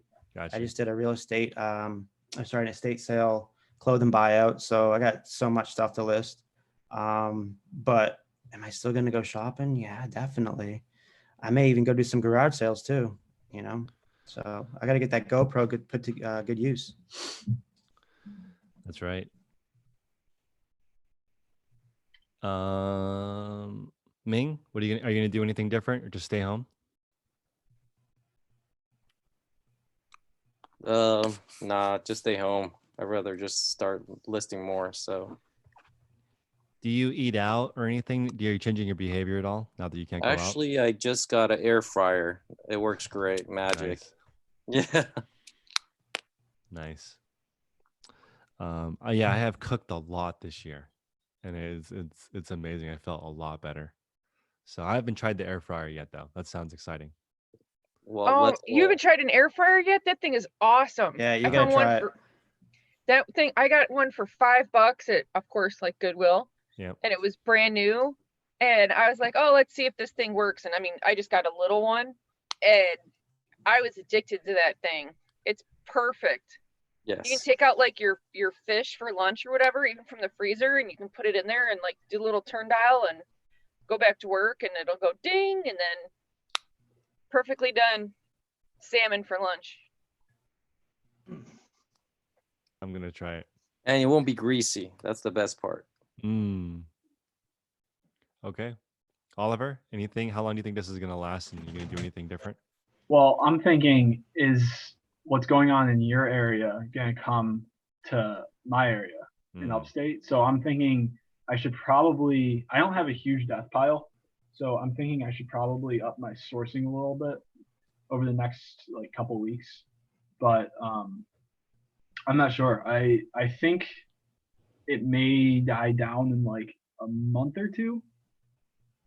I think they might lift some like restrictions, but I think that's kind of my best course of action, because I'm thinking if they shut down the stores, I want to have, stuff to list. But I mean, thrift stores aren't my only outlet. So I'm thinking if it's in the Bay Area right now, it may be here next week, and then I won't be able to go to my usual spots. So just thinking I should probably stock up now. Fair enough. That's my issue right now. We're surrounded in Florida where I'm at. I'm surrounded literally down West Palm Beach, all the way to Orlando. Then above us, we're surrounded by it. We have like 35 new cases in the last week. So like, it's only going to be, it's going to eventually be in our county, and eventually someone I know or someone in my area is going to get it. It's inevitable, unfortunately, especially where I live. Serious thing. Yeah. Yeah, I think so. So you're in go ahead, Chris. You're in North California. I mean, you guys haven't been hit hard already by Washington? Oliver. Oh, I'm in upstate New York.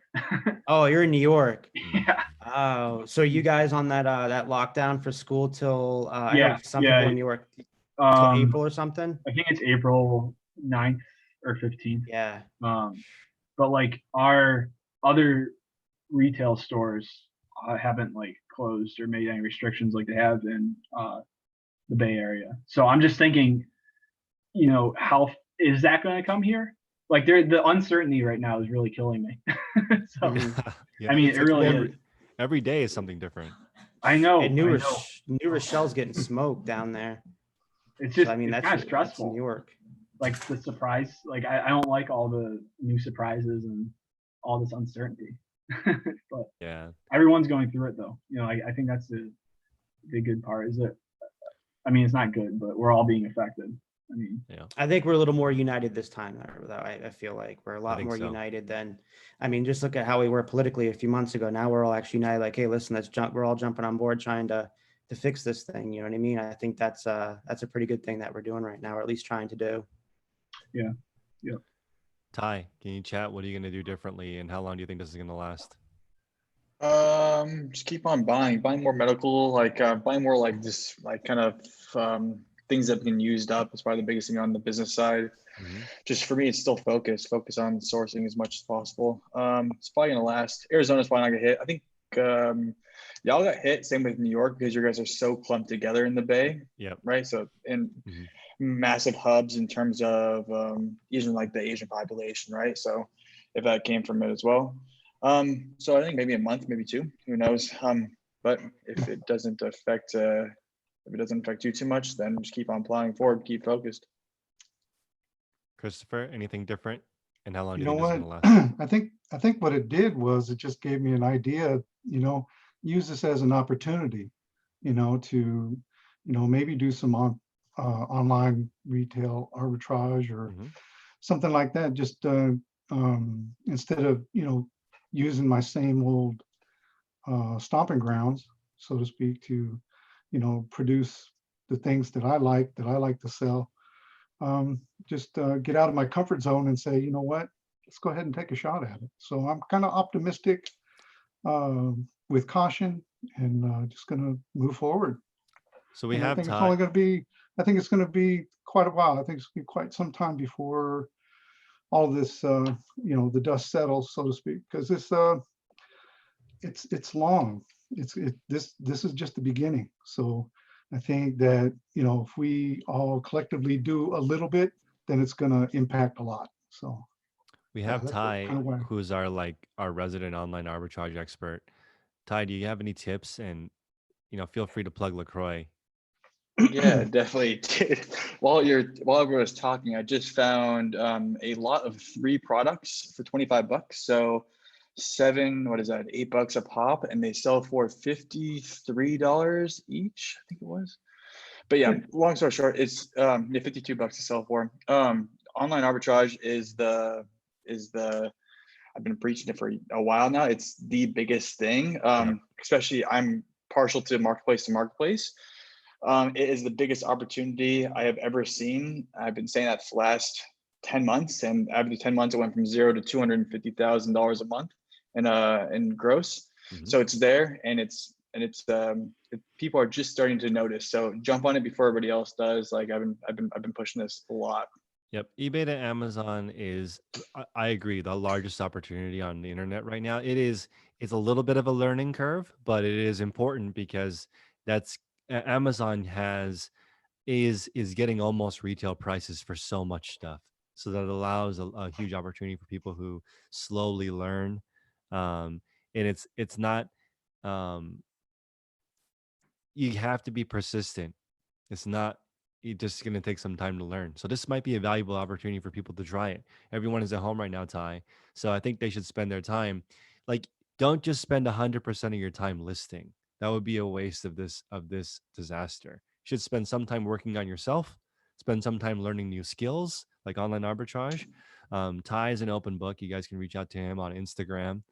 And he has tools that help people. So that's something to really focus on, because if you have the skill of online arbitrage, you're kind of recession proof, because something is going to sell well when the economy tanks. And if you know how to do online arbitrage, you're okay. You hit on top of the head, Chris. Like we pivoted these last 3 days. We were doing mostly electronics. Mm-hmm. Now I pivoted to mostly like disposable. Like this thing I just picked up is it's literally a medical grade tape, right? that I just picked up 3 of them for 25 bucks and they sell for $52 each, right? So like that pivot section is so fast because you're not restricted. If you're doing retail arbitrage or even like thrifting, you're so restricted to what thrift stores are putting out, right? If you start change that mindset and being like, you can pick your shots now. Like I tell my staff, like we're snipers, right? Like we go in and we take those heavy hits, and we focus on 1 category, 2 categories, and there's just so much out there. It's amazing. Absolutely. And you have to recognize that when you have the online arbitrage skill is really important because it teaches you sort of like to do both, because you're going to have opportunities that you always look for, because there's stuff that's always going to sell well, like toilet paper, right? But then you're going to learn the new trends and how to capitalize on trends, and that really is the name of e-commerce, especially when, okay, I just want to back up for a second.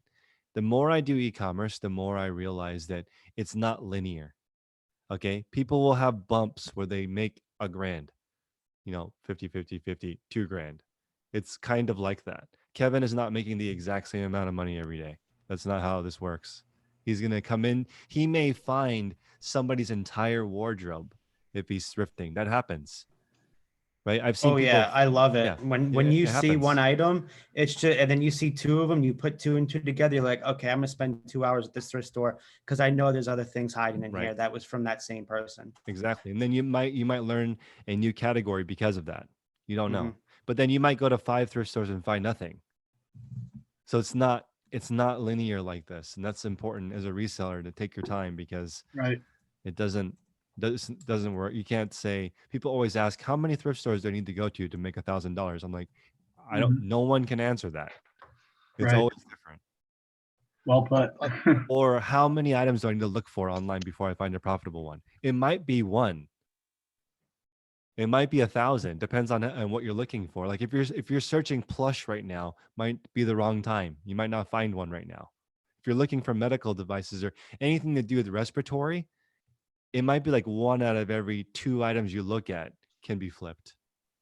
It depends on the time. So I also like just like learning new things. Like, I mean, like right now I'm on this whole kick of sniping stuff off eBay to resell back on eBay. Just because I'm trying it out for a video of mine I have in the works in my head, how I want to make it, how I want to like work it. So like I've been sniping left and right some Civil War letters. I've dealt with those in the past. I've made some good money, and coming back, I was like, oh man, it's just something I have a passion for. I like buying that stuff and reselling them. And there's a few reputable dealers that I go through on eBay who actually have brick and mortar stores, big ones. So I've been on a huge kick on that lately, just buying them up and reselling, and they're going for good money. Like I'll make at least triple my money when I'm buying one. I'm buying anywhere from 30 to 100 bucks, and then flipping it for 120 to $300-$400 a piece, depending on the content on there. people are saying there's a lot of new YouTubers. I don't know. I don't really watch YouTube that much, a little bit. But Kevin, are you seeing a lot of new reseller YouTubers? I'm There part of probably it, is. man. Dude, like for me, it's like, because I had a dead channel for so long. You obviously knew me from before, and I had a huge channel. But after being dead for 4 years, it's like pumping a bloodline back to yourself, and it's super hard. I always tell all these new YouTubers that we get on, I always tell them it's a lot easier for you to make it big than me right now, because I need to consistently have a lot of viewers coming to my channel and looking at my stuff, because the way YouTube works it now, they throw everything of mine down out of everybody's feed, their suggested feed, and and how they look at the YouTube feed. But I mean, I gotta tell you, this time around, it's so much funner. I feel like with a lot of these newer YouTubers, like I've gotten 2 of them on a video last week just to have fun with them, because I miss seeing how I used to be. I get on it, get excited, get giddy. I loved it. And I see how they're feeling. So it makes me happy. And also I'm helping somebody build, if they have anxiety. That's the one thing I've noticed in prior to, a lot of people are scared to come on camera. A lot of people are scared to click that go live button, man. But when you go after the first few times, man, you get addicted, and it becomes a lot of fun. But yes, there is a lot of new people in this community. I know, because I'm a part of it, and I go to each one of their videos and support them. And there's a lot. I feel like I watch the bigger YouTubers because I came up with them, but I feel like there's more content now with the smaller YouTubes. I feel like they put out better content, They and have to. Yeah. of course, and it's a struggle. It's a hustle just like eBay, and it's a struggle because I see a lot of these people that are really, really good that still only have 1,000, 2,000 subscribers, and sometimes they're just looking for a shout out for one of the bigger guys, and it's like, man, I'm working my way up to get there again so I can help these little people get up, because it's a nice community. There is a few other people, like you said, Chris, there's always going to be drama in there, but if you steer your way the right way and you forget about them or you just ignore them, they go away. They always have and they always will. I mean, that was a big thing back a long time ago when we started it. They just kind of go away. And but it's been nice seeing the Gilmans, dragging the Gilmans back. Trying to get Dusty from my Alabama Pickers back and dragging these people back. But if they see you're doing something good, and I feel like they start missing it. And so I had 4 different older YouTubers that we used to do it with that came on my hangout last week. And they kept telling me, man, this is a good thing you're doing. This is something nobody's doing right now. And I don't think anybody can do is bring something like that back with older resellers, YouTubers, and try just to have a good time. I'd like to get you on there, Chris. I got a couple big people coming on the next few weeks, man. It's a Wednesday night, just like the reseller meet and greet. You come on, stay as long as you want, have a good time. The new people ask you questions. And I think it'd be beneficial for them to see somebody like you, because I keep telling, and there's a few people that always say, Chris from Daily Refinement. I'm like, dude, me and Chris, Chris used to watch my videos, so we go back. And I always tell him, man, like, Chris is the most analytical guy I've ever met in my life. He's got like an engineer brain when it comes to breaking things down for numbers. And he definitely wants to reach his goals. And it's hard to find somebody like that so driven to do that in this, in what we do here. You know what's weird? I'm gonna toot my own horn here for a second.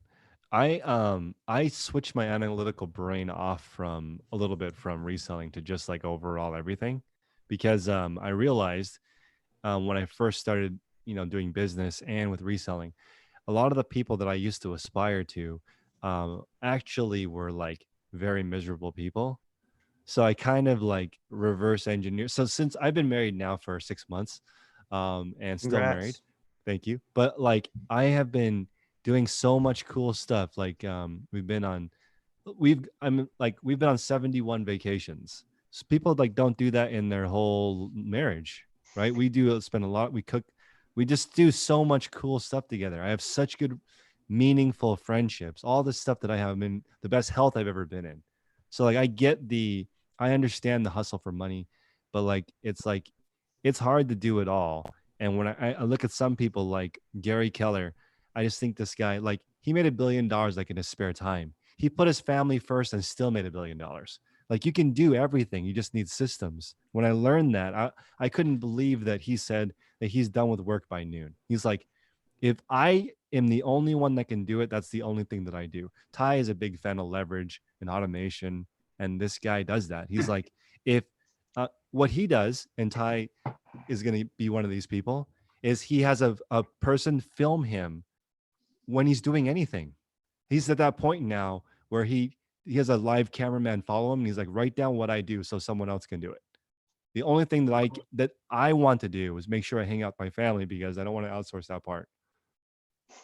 So like by noon he's done with work, and he built Keller Williams, which is I think the biggest real estate company in the world. I read one of his books, man. Spare time, like, he's amazing. Yeah. So I was just thinking, you can do that.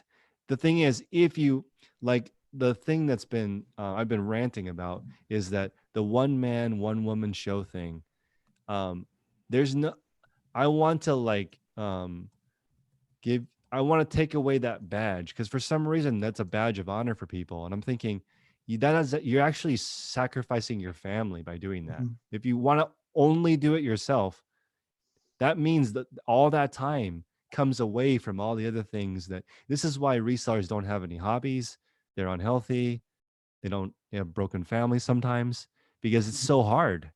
If you do it all by yourself, there's so many things involved with reselling. You want to do all of it by yourself? I don't know. That's the part that it's kind of unpopular to say that I don't want you to be a one man, one woman show. I want you to have some help. But So Chris, to piggyback off that, like I think you used to watch my videos, so you notice I have my kid's mom, right? And she is the opposite of what my girlfriend is now, man. She kind of really pushed me into doing this stuff again. She's like, you know, you really seems like you had a knack for this stuff. Cause I mean, I would still wander around the thrift stores and find a few things just to have fun with it. But man, one day I felt like I was like, man, she's really picking this up good. Maybe I should do this again. So she gave me a huge push, and she's always been such a positive influence on me since I've met her.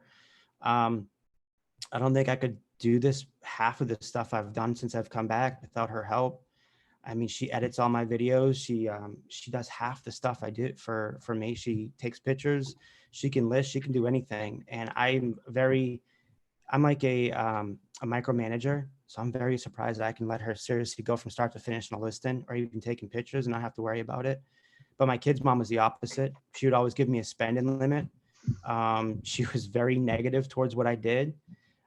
Like you said, man, it ruined it. I would say this was a big part of ruining me and my kid's mom's relationship, honestly, because I got obsessed with doing this stuff and it was not helping the situation. But in the same way, I think it was time for a break after 12 years. I'm just glad when somebody supports me and she understands what I'm doing and she loves it. yeah, that is huge. Having a supportive partner is like, You that's have what to. Warren Buffett says. That's the key to being rich. I mean, it's just so important, right? If you have somebody that is on board with you, and also like, I'm going to call it in a little bit because this is kind of getting long, but I really respect people who are doing reselling because I think you guys need to all take a step back and realize how hard this is. You have to do everything. So there's a lot of stuff involved with running your own business. It's a job plus you're the owner, plus you do the reselling, right? Yep. So reselling, accounting, bookkeeping, you got to raise your own capital to do it. Some people don't have enough money to start, so they're also working a full-time job to build up capital. You're also supposed to take care of your health. You may be ignoring it's easy to not take a break for 3 months. When I first started reselling, I gained like 10 pounds. All I was doing was like looking at solds and like being like, man, this is not enough money to do what I want to do every single day. So like it's a grind, and I respect people who want to do it by themselves. I'm just saying that you can do some damage trying to do everything by yourself.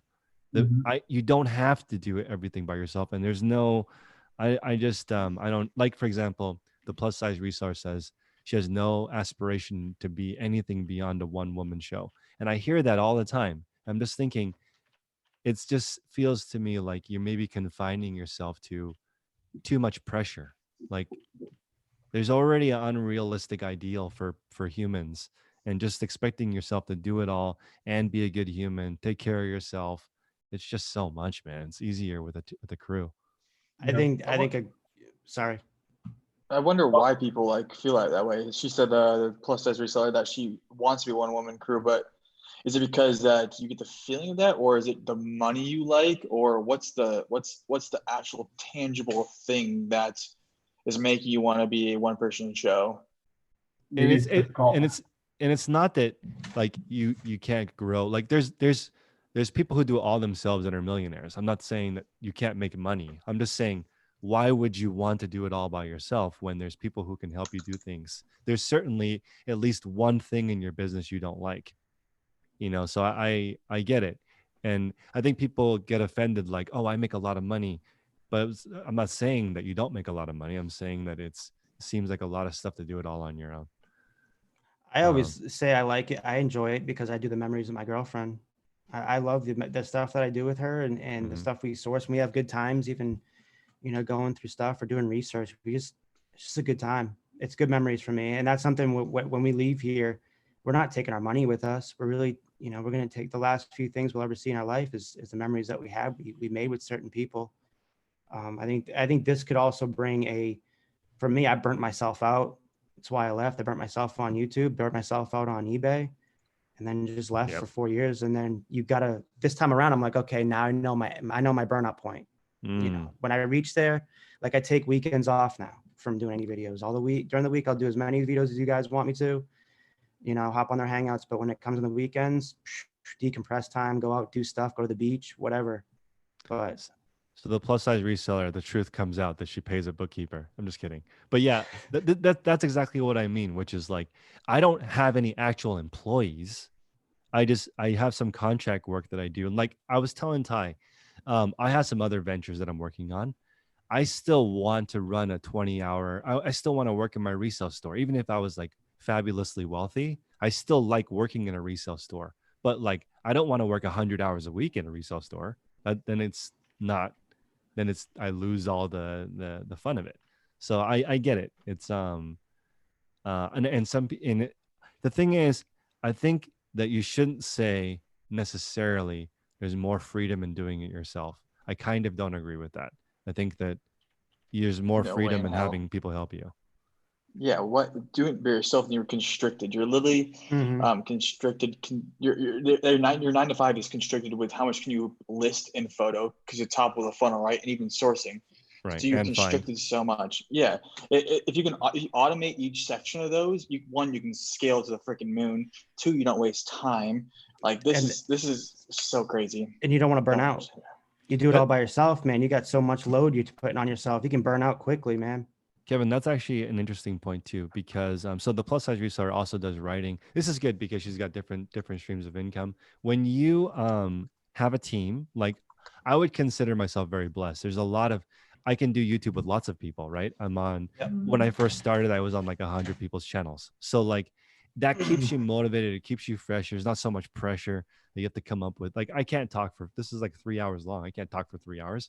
My wife is stuck at work because there's right now she's being quarantined in the building. Oh my God. So in a second she'll be Wow. sent home. But like this is like a the thing is, think about how hard it would be to think of 3 hours of stuff to talk about versus just allowing a conversation to happen between different. I don't think nobody's going to tune in for 3 hours if you're talking by yourself. They want to hear content from not just you, other people too. Yeah. That'd be so hard. And then, man, I don't know. I just think too much. I don't like talk where there's not much people talking. Too much. What is it? Dead air. So for me, I always got to be talking. So, but I don't know. Yeah. So Ron is mentioning Set for Life by Scott Trench. That's a great book. The fire community, here's the thing, like I'm a big fan of the fire community because then you have the option to do anything. So like I think that everyone should think about fire. Like what is a number of money that you need so that working is just optional?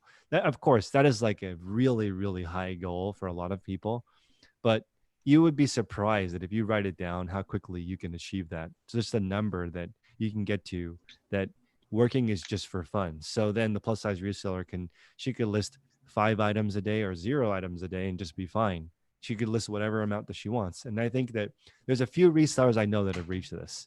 They're now to the point where their investments pay for their bills and they don't need to do anything, but they didn't stop reselling. There's a gentleman in Vegas that does a $1.2 million and $300,000 profit. Very, very, in my opinion, that's pretty much the max that a one person show can do. 1.2 million, 300,000 profits solo, except for he doesn't take his own photos. There's a few things that he doesn't do in his business, but he is already to the point where he doesn't have to work anymore, but his store didn't change. He didn't just, once he hit that number, he didn't quit and move to the beach. He still loves it. It's just optional. So I think it's everyone should look fun. at that. It's This fun. is what we do is so much fun. It's also problem solving. Yeah. Yeah, that's it for me. It's problem solving. Yeah, I problem enjoy solving. that. Yeah, it's some investigation too. A lot of investigating on items. I mean, I know the Gilmans make enough money doing private label. They don't have to do eBay again, but Yep. Sure enough, they're starting to make videos again and doing eBay. They love it. She's like, Sarah told me 2 weeks ago, she's like, I don't know why I even left eBay. I make enough money doing private label, but we have so much fun just doing what you used to do. The same exact thing, going to the bins, buying parts, and just reselling them, That's like treasure hunting. That's why thrifting and like garage selling is actually a good time. Even though you can't scale it, but it's still fun because you get that rush. You get that, you yeah, find, adrenaline rush. You find Yeah. a $1,000 item you spend $10 on, like holy F, nowhere else in the world you can get that.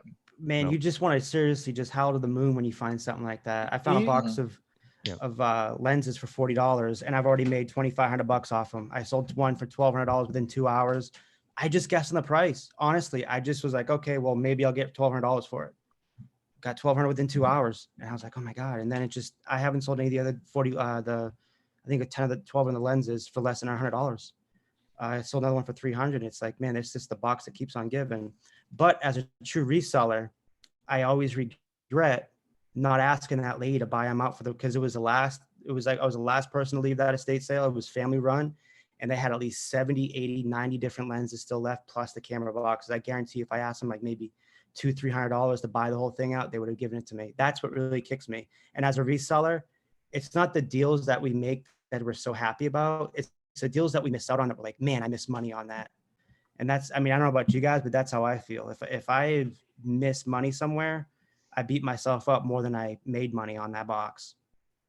That one, dude. There was a cannonball that wasn't drilled hole in, right? It's worth probably about $400 or $500. Yeah. I was haggling over this. I was haggling over $5, and this older lady came up and just swooped it from me. She was like, I'll pay the $35 for it.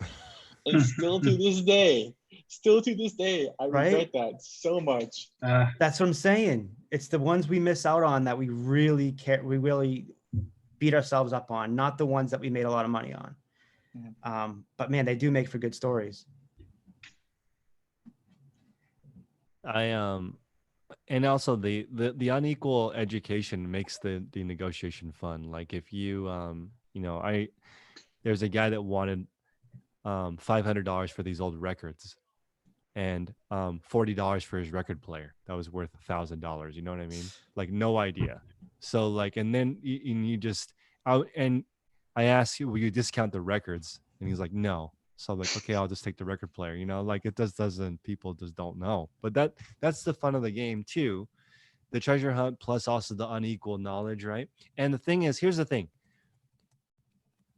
It's possible he was more excited about selling the record player for $40 than I am about selling it for 500 or whatever. Because he may think it's worth nothing. You don't know. You have no idea. Like the value is just literally in what people think. It is. So you said your wife right now she's in the hospital quarantined? No, she's not in the hospital. She's at work Quarantine? Yeah. They're gonna let her out shortly.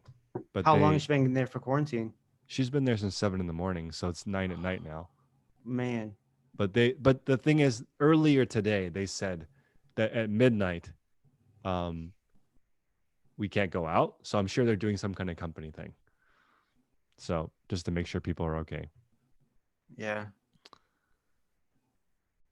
Can somebody drop a link? The 6 resellers in the chat. Yeah, if you guys want to put your contact information in the chat, go for it. I don't have a wrench to do it.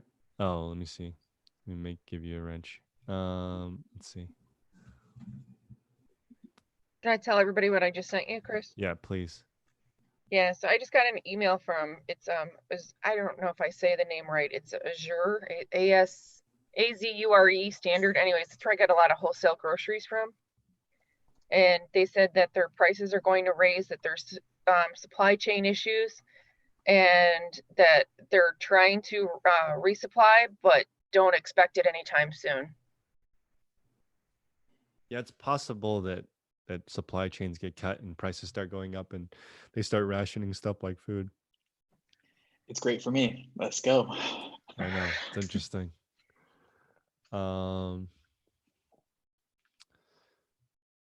It's important to it's important to do a daily workout routine. Ty, do you have a workout routine? You're in good shape. Yeah, I go every day, Monday to Sunday, to the gym, back buys, chest tries, legs, and running. Nice. Yeah, I think it's important. Like you'll see more and more. Like, I think I've missed less than 5 days this year, and I feel amazing. Like it's just like such a hack because you feel good. So you can work longer. You're skinnier. You can eat more if you want to. Mhm. I usually work out like 6 days a week. That's And awesome. yeah, I did a track workout today because the gyms were closed. Yeah. So I'd run on a track. I want to do 20 pull-ups. That's my goal for this year. Mm-hmm. Where are you at? Yeah, exactly. Where you at right now? 11. Keep 11? going. Okay. Yeah. That's So actually, that's okay. probably where I'm at.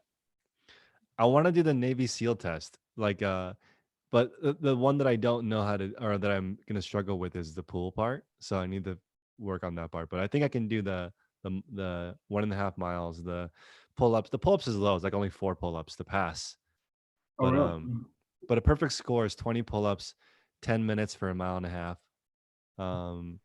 Then the combat swim is a little awkward. Like I don't know how to do it, so I have to learn how to do it and then learn how to do it quickly, and then It's harder than you think. yeah, it's gonna be hard. But you know, It's a side. It's a weird little side stroke yeah, it's action. really weird looking, but it's something to do. Just I mean, you're still relatively young. Don't I used to watch my husband when he was younger, like do dips with like the belt and like Yeah. plates on him, and he had Yeah. like 170 some pounds around his Right. waist and like doing dips, and now he's Right. like, oh, my shoulder hurts, and I was like, yeah, well, no kidding. Yeah. Oh, Kevin, that's another thing that I think that like when I met the original resellers, right? Okay, let me back up for a second. Which ones? I know them all. Just in By name, personal. just in general. When I met older resellers, Yep. they were when I first joined this community, especially Amazon sellers. They were the saltiest, Dude, Amazon's crazy. miserable people I have ever met. This guy was like, I just made $1 million a year for the first time. And he was so miserable. And I was like, wow. And then I was like, maybe I don't want to be in this community. Like I'm happy, or why would I want to be less happy? But then now I think that everyone is being more healthy, more conscious, kinder. The whole thing is, I always looked at it like this. When we had Amazon back when we were doing eBay crossing it, because back then it was like you could be engaged for everything, right?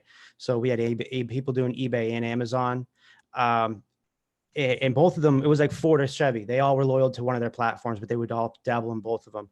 But the ones we would see would be the ones that, and they would be the ones that always get called out. They're like, oh, I gross $1 million in a month. But we would always say, like, listen, like, well, what's your ROI? And then they would never say, and then they would go, they would go away and they'd be gone because people would catch up and be like, well, wait a second. Like, they want to tell you you made $1 million in a month, but if you're not telling us true numbers, then people are going to quickly find out. Now, though, I cannot believe at the people that I think it's become more technical and better now than it's ever been when it comes to the reselling community. Honestly, like I see these people selling t-shirts. I don't know how they find them because I'm in the same area as them and I can never find a Rock Band t-shirt or a rap t-shirt to save my life. But man, they find them and they make a killing at it. So everybody has a little bit of niche. And I think Instagram's become a pretty big platform for certain things and learning about certain areas too. I don't think Facebook groups are nearly as needed as much now as it used to be. Yeah. I think we all could say we started out in a Facebook group, learning from them and then moving our way towards YouTube. But I mean, my group's gotten so big, I just had to add a couple more admins because it's taken off again after being dead for so long. But the community, I don't know how you feel about it. I feel there's drama there, but you can stay away a lot easier from it. And you can just stick to one side and just hang out by yourself or hang out with other people. No matter what, someone's going to watch you now. Back then it was hard to get a group of people to watch you, but now it's like someone will watch you and they'll be loyal to you for a long time. I think you're right on the verification. So Andrew, I don't know how to pronounce his last name, but he's the largest FBA seller, 400 million in sales, right? He has YouTube videos that people don't watch, and I'm like, that's insane. Like you could learn something from this guy if you want to, but like it's so easy to verify people's sales now, like I think you asked me about, you were thinking about putting your eBay store in the in your videos. I'm like, it's gonna be eventual. Someone's gonna find out who you are. Yeah. Might as well just throw it out there. I throw it up in Mhm. all of my videos that I do. I'm honest about all of it, you know, because there's people still in my group that call me out and that don't know who I am until they realize that, go, okay, well, he did give me his story. He does pretty good numbers. So, um, Yeah, it's interesting. There's just, I think now at the point where there's like, there's so many people who do so much that I think people can be good now. You can be like, you can't really one up $1 million a day. He wins. So just take it easy. Just do whatever you can do. Like you can't do that. So just like take it easy. And that guy is like still growing. He's still hungry. Like he became one of the biggest eBay sellers in less than a year. yeah. It's really hard to like compete with people like that. So just it's cool to just and also he only has 10,000 items. So when people were like, "Oh, 10K on the Bay," my original name, and I found that the largest seller only has 10,000 SKUs. So I was like, that is so cool. Like, Well, interesting. it shows that somebody has the drive. So when we wake up in the morning, Chris, I'm sure you're the same way. You have a drive, you have a motivation. You want to be the best that you can obviously be every single day. Mhm. That you feel like you can be for yourself. I haven't felt that. I've been feeling that way since I've come back. Actually, I would say for the last 2 years since I set myself personal goals, and I've been able to attain those. Like I keep saying to myself, man, the sky's the limit. So nothing surprises me anymore with what I can do. And I'm sure that's exactly the level he's at. So that's why he keeps leveling up himself, is because he's not surprised that he can do that, because he has that confidence in himself and he has a team behind him that believes 100% in him, you know? Absolutely. And And that's the people also, you want to surround yourself with. this is also really important to recognize. When you're trying to build the biggest company ever, you don't do it alone. Nope. If you're trying to build a side hustle you love, you can definitely do it alone. It depends on what you're trying to do, right? The thing I find that makes I do hear this all the time.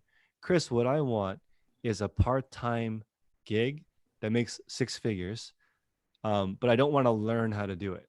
I hear that all the time. Like it's the weirdest email to me. Like, how do you want the people who want that also want how to do it? You don't want to know how to do it? They'll It's be the crazy. same person that's gone in a matter of months. I And know. I'm sure me It's and you have come crazy. by those people that they do it and it's not quick sales for them. They don't understand that you got to be consistent. Consistency is the key in this industry. Actually, and I think everything in your life. So you got to be consistent. If you're not showing up consistent every day, not ready to work, it's like a commission job. You make your own paycheck. So if you want to slack off for a week or two, it's going to show. But if you want to hustle and do more than usual that you're doing, um, then you're going to make it. Thank you more for coming in. It's one of my buddies in here, more income. Awesome.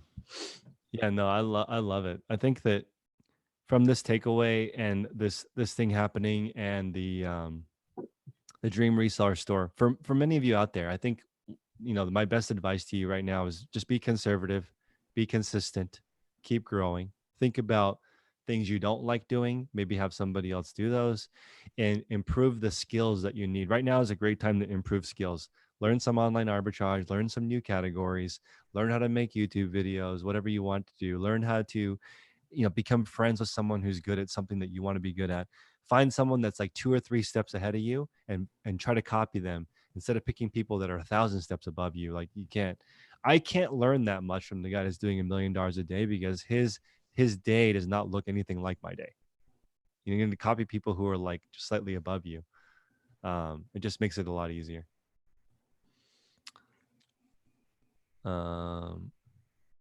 Jason's favorite thing is parting out appliances. I can't believe how much microwave parts are worth. Way more than the microwave. Kitchen appliances too itself, man. Those mixing Insane. bowls, those electronic mixers and everything. Like the Gilmans just got me back into doing vacuums. Like if you see I have like 5 or 6 right there. I got all for $250. Vacuums back here, and they have all the parts. I just have so many things I'm doing right now that I'll get to those. I think my girlfriend said she was going to clean them out sometime this week so we can start parting them out. But that's a different endeavor I haven't tried before. But the Gilmans have always been like, listen, try it, just try it. So now I'm like, listen to other people, because I know how much I want to set that goal for being full time the end of the year. And that's a big thing, to leaving a $65,000 a year job to going full time. And it's a goal, and I am not going to let myself down. I could curl up and quit like a lot of people, but I'll roll with the punches and keep going. Yeah, it is really hard to walk away from guaranteed money. Mm-hmm. It's like golden handcuffs in a way, but so many people are able to do both but it's almost like, Kevin, if you could somehow only do the sourcing part, right? Yeah. Then Yep. outsource the rest of it, you can grow. Ty, just to give you guys some interesting thoughts out there before we call it a day, because I'm going to end this at 9 in a couple of minutes. Ty has actually outsourced the buying part. You can even do that.